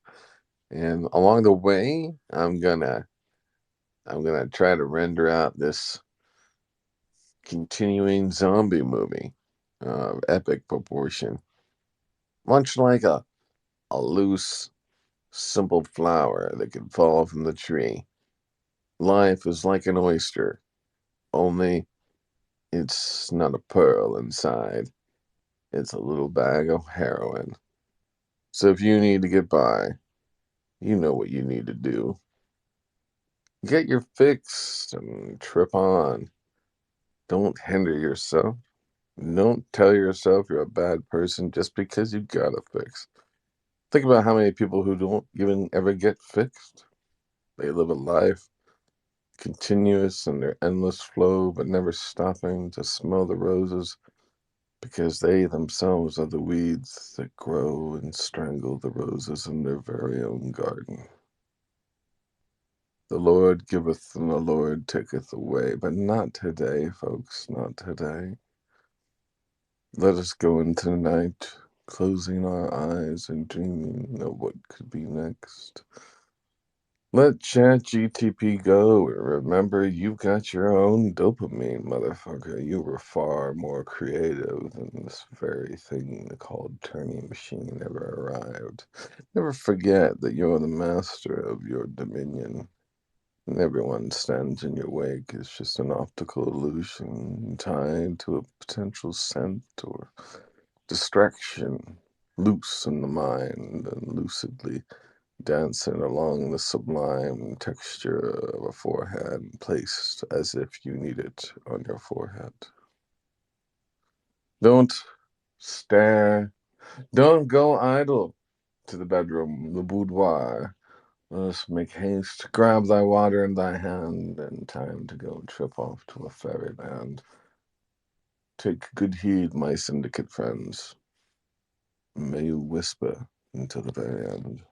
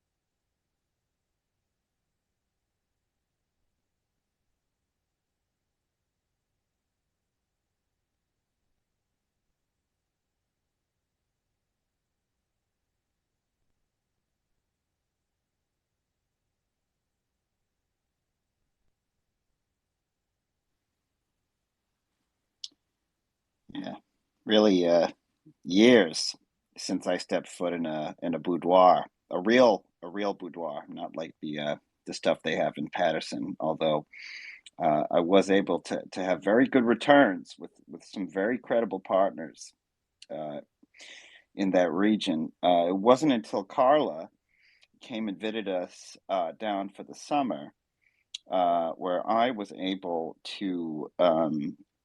I talked with her husband. Now, she had married, I believe he was an orthopedist in Florham Park. And Judy and I had toured that area. We were thinking about looking at a few condos, uh, but what we couldn't get past were the kitchens. The kitchens were not finished, they were unfinished kitchens mostly. So we would have had to do tons of contracting, woodworkers, tiles. And I didn't really like the prices that were coming down. Most of that stuff is made in China now. And I had some good partners there, 80s, 90s, good business that I did. And I just wasn't seeing the same quality material. So eventually, what we decided to do, and you remember, this is when Bobby was really suffering from hypochondria. We had some very hard years there. And of course, Bell Labs was very, very kind with the insurance package that we had at that time. So I told Judy, I told her, have Carla come down, have her come down with the kids. We'll show them a nice time. Maybe they can forget. That's what I was always encouraging Judy to do, was to help them forget. And she was an angel. She was really a godsend, what she did for those kids, because when Carla came down, she was not She was just not ready. She was not ready. And she pulled me aside. We were at the pool. I remember it like so fresh in my mind. It was so the look in her eyes, it was terrible. I'd never seen someone so down and out. She said, "Bob, you got to get us a better price on these tiles. The stuff that they're making in China, it's middle tier. It breaks sometimes in shipping. It's really terrible. And we're getting bullied. We're getting bullied around. They're kicking us around." And I said, "Carla, I'm here for you, but I've been out of that business a long time, and I have to say that is when my heart really broke. That is when my heart really broke." And Judy was out with the kids. She'd taken them to Disney or Orlando. I don't remember. God, it was a long, long time ago. But I'm getting ahead of myself. No, come in, have.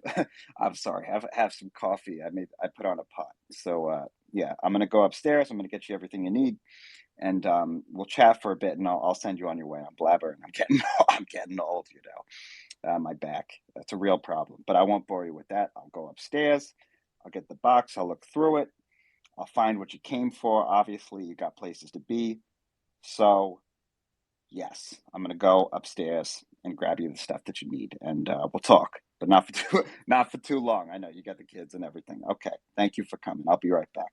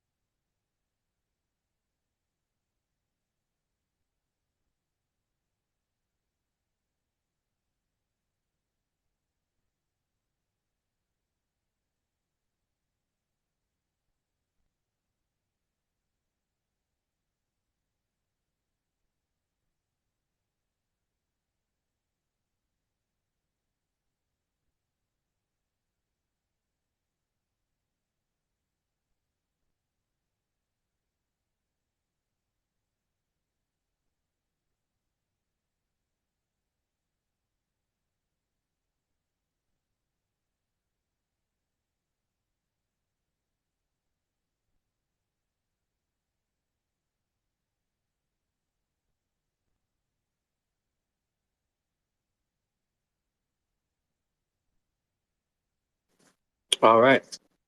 Good job, everyone. The Syndicate, the sales process.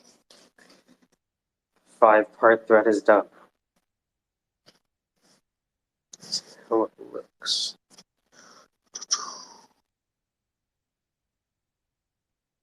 Oh, it's fucking amazing. Zender do money.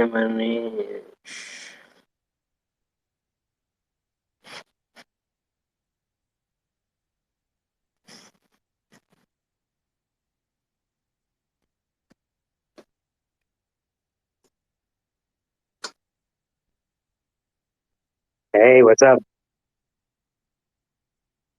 Oh, oh, can you hear me? Oh, okay.